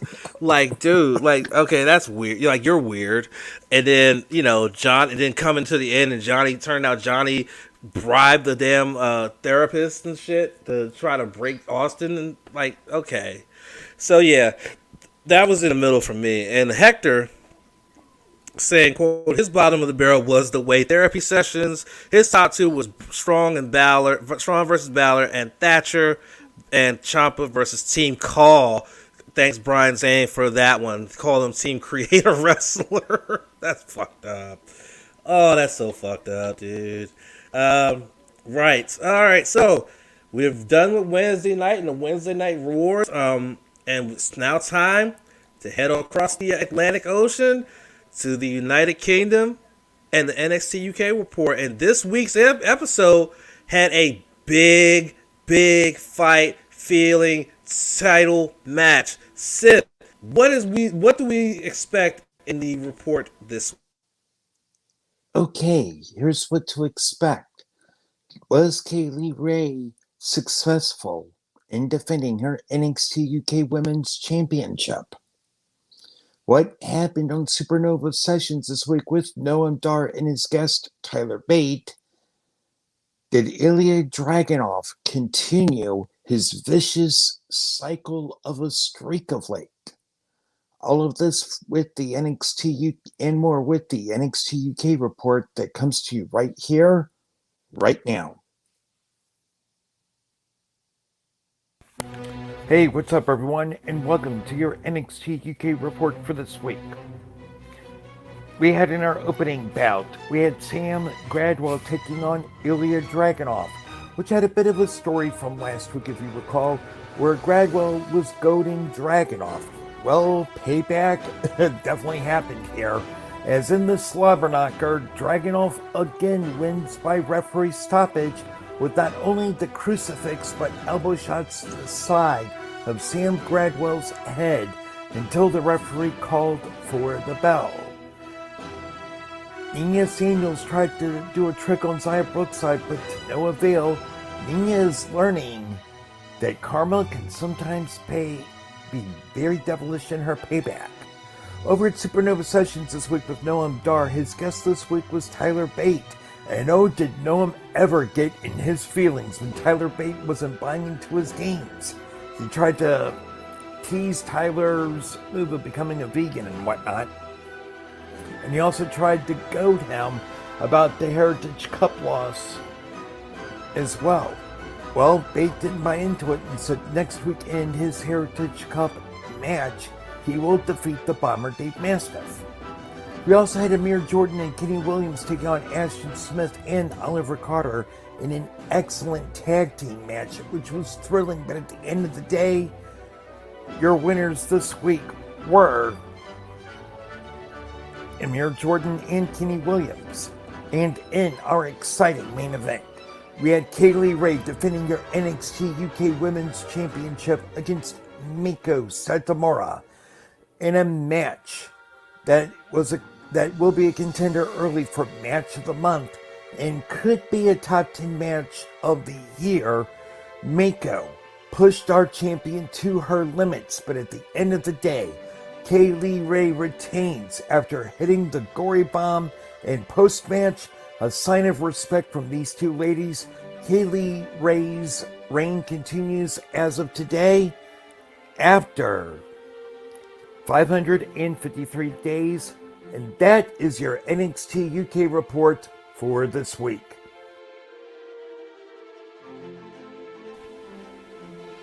All right, back here from the NXT UK report. Thank you again, Sith. So, look, we can talk about that show all we want, but let's be real. We're going to only talk about that NXT UK Women's Championship match, which, for the love of God, was a freaking instant classic. It was freaking amazing, dude. Such a great match. They went at it for almost 20 freaking minutes, but the match felt like it was going longer. It felt like it went it was going longer than 20 minutes, but it was absolutely hard hitting, and you just felt like, oh man. There were some parts where you actually felt like, shit, Mako could actually become the champion. Then there was some parts where you like, okay, Kaylee Ray's going to successfully defend. Oh, it's just everything that you could ask for out of a match, especially a championship match. You got it, and then some with this. Now, I can talk about other things here, like, Williams doing some sneaky shit to get a victory for him and his team, and Amir Jordan being none the wiser and dancing around like a goddamn goof. But there's that. Ilya Dragunov is an absolutely insane fool, and I'm surprised that decision was reversed. It felt like they reversed the decision because he kept hitting him after the bell. He counted to 5 and rang the bell again, but we didn't get an announcement. So that was kind of confusing to me because I'm like, wait, was the decision reversed? Wait, we didn't even get an announcement that he actually won. It's just the bell rang, ding, ding, ding. He's sitting up there looking psychotic, and he beats his ass again. And next thing you know, is another bell after a 5 count. So that was confusing. Noam Dar is a dick. He's a massive dick. But he couldn't get under the skin of Tyler Bate. I like the fact that Tyler Bate and the Bomber Dave Mastiff are going to fight in a Heritage Cup rules match. So I like that. I think they're gonna do more of that. I think, Sith, where they're gonna have Heritage Cup rules matches that don't involve the actual Heritage Cup trophy. So I'm looking forward to that. But I gotta go back to that women's match because you had all eyes on that one. You had Piper Niven and Jenny and Xia Brookside on the screen. You had Eva Valkyrie freaked me the fuck out, dude. She's sitting on a little thing like this here, with her legs stretched out like this here. I'm like, yo, fam, what the fuck are you doing? That threw me the fuck off. I'm like, yo, fam, yo. And then she had the blue hue light on her and shit. I was like, okay, bet. But, no, this was a solid episode of NXT UK this week. Absolutely awesome. And I can't wait for next week. Because you got Piper Niven and what's Jack Stars in a mixed tag against Joseph Connors and Jenny. Yeah. That should be awesome. What else you got next week? Tyler Bate versus Dave Mastiff. Yeah. I feel like there's something else important that's happening I should know from that show. You would know. Yeah, But those are the only two matches I can think of off the top of my head. Is that the first ever mixed tag match in NXT UK history, and that Heritage Cup Rules match. Yeah, hold on. I'm double checking my log real quick. Give me a second. Cool, cool, Cool. cool. But I like I said, those are the two matches I can't. Those are the two matches I know I'm gonna have fun with. Is those two? Okay, let me run down here real quick. While he's looking that up, again, like guys, all you got to do. NXT UK comes on the network every Thursday at 8 p.m. British Mean Time, which is UK time, 3 p.m. our time. So it's in the middle of the afternoon. So if you just ain't doing shit at 3 o'clock in the afternoon, all you got to do is turn it on, and it's on there. You can watch it. It streams live and is available on demand, and it's really fun to watch. You figure it out there, Sith? Like, Nah, I haven't figured it out, but we'll come back to it. those two matches alone are going to be sick. We'll come back to it. No worries. Ben Carter might be coming back next week. That should be cool. He did have a brief appearance on this week's show. Ben Carter did. Okay, let's talk about SmackDown. SmackDown, aka Mob Boss Roman's world, and a few things stood out. So we're gonna talk about it. Sith, I'm gonna give you your 5 bits first, and then we'll do that, and then we'll wrap this thing up. All right, number 1. Apollo Crews' promo. The main event cage match, which main event Uce and Daniel Bryan. Mob Boss Roman's promo to interrupt Daniel Bryan at the start of the show. Reginald gets fired by Carmella, rejected by Sasha, and then flirted with by Nia. And finally, Cesaro versus Murphy. Number 1, easily, is Mob Boss fucking Roman. When Paul Heyman, and Jey Uso went up to the ring, when Daniel Bryan came out there, he literally laid into Daniel Bryan. You're ambitious. And it reminded me of a quote in last part of V, the Final Battle, where Daniel, the character of Daniel, who was working, as a visitor youth leader and all this other shit, and he's told right before he's getting his comeuppance after he's set up, the ambitious have no friends. Well, there you go. And that's something that my boss Roman was trying to tell him, point blank. I thought it was solid, to say the least. Just pure gold.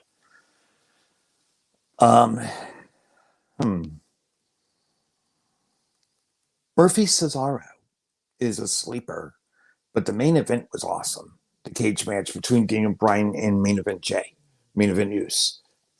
The whining from the people online need to understand that the tag team match of Roman, Jey versus Daniel Bryan, Edge was not going to happen at Fastlane. It was never going to happen. Okay? This was a really good setup, and the body language from Roman after the match, just looking fucking pissed. Oh, man. Just perfect gold. And absolutely the worst is Reginald. There was this Steely Dan album in the mid-70s called Can't Buy a Thrill. Hey, Reginald, this is the story of you, the sommelier, who, after being fired by Carmella, did way too much on the outside of the ring during the match between Bianca Belair and Shayna Baszler. It was needed there to protect Baszler and all, but damn, get rid of the spammer. It's embarrassing. And Nia, now, look, dude, fuck me. Nia thinks you're cute. Run. Dude, run. She will botch your ass. Run. Champ. Okay, what are your 5? I was saving that for you, man. I was saving that for What you because I was needed to get the laugh out of that. all right? What are your 5 for me? So we can wrap this up here. Yeah. The whole thing with Corbin, Sami Zayn, and the Street Profits. The entire opening segment with not only Daniel Bryan getting his shit off, but also Main Event Jay and Roman getting their shit off with them. Heel Apollo's promo. The main event. And the booking for the women's tag team match at Fastlane. I'm confused. But anywho, those are your 5. Okay, easy. The cage match is number 1. It was absolutely a hard hitting banger, and you kind of felt that Daniel was going to win it, so we can get D. Bry versus Roman at Fastlane. So there you go. There's that. Number 2. This one is hard to pick a number 2, but I'm gonna have to go with the opening segment between Daniel and Roman, because you could just feel the emotions coming from Roman. Talk about, look, you need to be here, like you want to be here. I need to be. All this, just everything about that just screamed, I want more of this. Right? And an honorable mention has to go to, we're not talking enough about Apollo Crews and this character he's building out as a Nigerian royal family member. Now he has actual people guarding him. Like, dude, you're like 265 and jacked, and yet you have 2 people guarding you. This is how much of a dick you are, and I love every fucking second of it. And I want more of it, god damn it. The bad bit for me is the booking of the tag title match. You already beat them. Why are they getting another shot? Is my question. Now, granted, it now makes sense because Bianca pinned Shayna this week, but then you should have announced it after she got pinned, not before they even have a match. Now it's like, it just makes no sense. It made zero fucking sense that fucking, dude, it just made no sense, yo. I hated it. For real. Let's see. Hector saying, by what I gather, Mako and Kaylee Ray went hell for leather. Yes, they did go hell for leather. It was absolutely amazing. And at his bottom of the barrel, Reginald, because why is he involved in the women's storylines? Top 2, Daniel Bryan versus Main Event Jay in a cage match, and Murphy versus Cesaro. All right, cool. Well, that's all we got here. That's the end of our week in review segment, and that's all we got here. So only thing we have left is our final thoughts. So I start with Sith with his final thoughts and what he's got coming up in the basement on Sunday. Okay, this is a sad day, folks, because a year ago today was the last time we had a WWE show in front of live fans on national TV in a packed arena. Now, Elimination Chamber was the last pay-per-view that was that weekend, because it got to the point where the pandemic really, really took hold. This hit how Donnie, Champ, and I do this show, because for a big gap spanning 7 months, we went without action from NXT UK. Once they had finished giving us the stuff there that they had in the can, that was it until October. And the NWA is just getting started to coming back to actually putting out programming later on this month. And we ended up having Impact, AEW, and WWE carrying the load without fans in the building. It was really surreal and something we thought we'd never see at all as wrestling fans, but here we were at this point in time, hoping and praying that eventually fans could be allowed back into arenas. Now, I know we've got what one would call limited attendance crowds for now, and it's going to be a long fucking time before we get back fully into the details of having full arenas. I have to give a shout out to every single fucking person working as an essential employee and or frontline workers. You guys are the real heroes out there in this pandemic age. For the people involved in wrestling shows, although we here at the pod do critique your shows weekly, we can't thank you enough for your efforts out there to give us entertainment for a few hours, as it's got to be painful to have this happen without the fans in the arena in capacity. My message to you all is very simple today. Treasure what you have today, as it could be gone in a flash or changed into something very Twilight Zone like we've had over the last year or so. Right? Rant over. Now that I've gone over the serious shit, this weekend, Basement, it's Bond, James Bond. Details on the new stimulus package that passed the Senate, and during Q&A. Now, I know what Champ's thinking when I tell him this. An RVA outlet finally dumped Christmas music for 80s, and I'm wondering, what the entire fuck? Because I've seen this before. So that's being done during Q&A. All this and so much more in Sith's Basement this weekend. Champ, yield the floor, homie. Okay, so we just talked about it in our news and notes earlier on about Kayla Braxton coming out and saying that she is bisexual, living her truth, and God bless her for that. Again, as an ally to the LGBTQ plus community, I applaud when someone is living out their truth and showing that this is the person that they are. What I don't like is what seems to always happen in these situations. You ugly ass stupid trolls who sit in your parents' basements with your stolen Wi-Fi, beating your meat to hentai porn, Japanese hentai porn on a daily basis. You get behind these computer screens and get on these keyboards and say the nastiest shit when it comes to stuff like this because you feel as there are no consequences. One of y'all are gonna fuck around and say the wrong thing to the wrong person, and they're going to be able to IP track you, come to your house, and punch you in your fucking face. And then you're going to cry, assault, he assaulted me, he hit me. When you're probably sitting there making threats to them because you think they can't touch you. You people make me sick. That same mold of people were the same ones that caused Hana Kimura in her early 20s to commit suicide last May, because they bullied her so badly she just couldn't handle it anymore. It's those same trolls, those same assholes that sit behind a computer screen that cause many people to not want to even be on social media anymore, because they're not trying to have to deal with that negativity and that crap. So, I say this.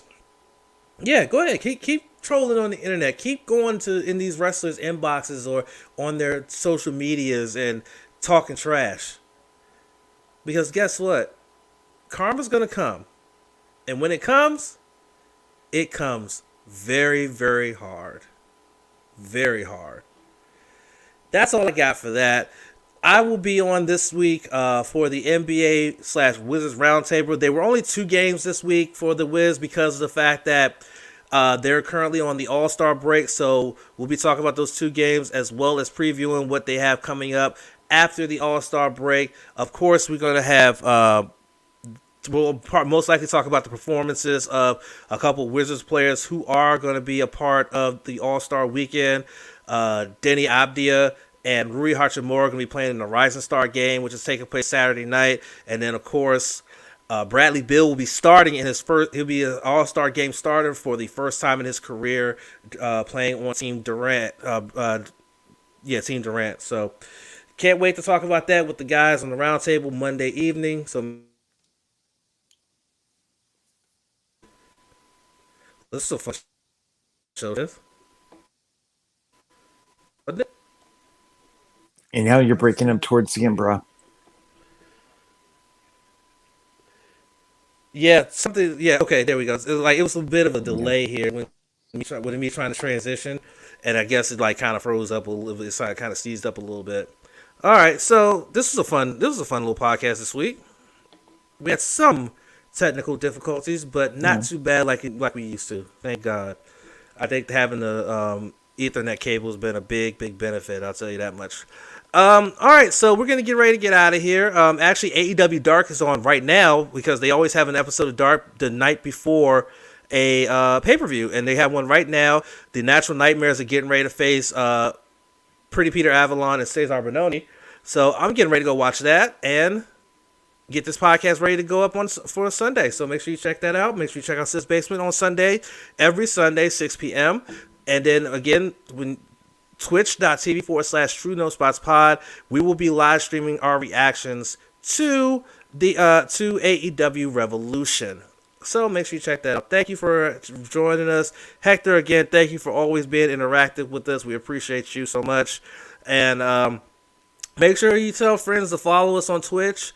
We're trying to get to affiliate and really try to expand that channel and do more things and create more content. So just check that out, and we'll check you guys out next week for episode 102, where we recap AEW Revolution. Take care and good night. Peace out.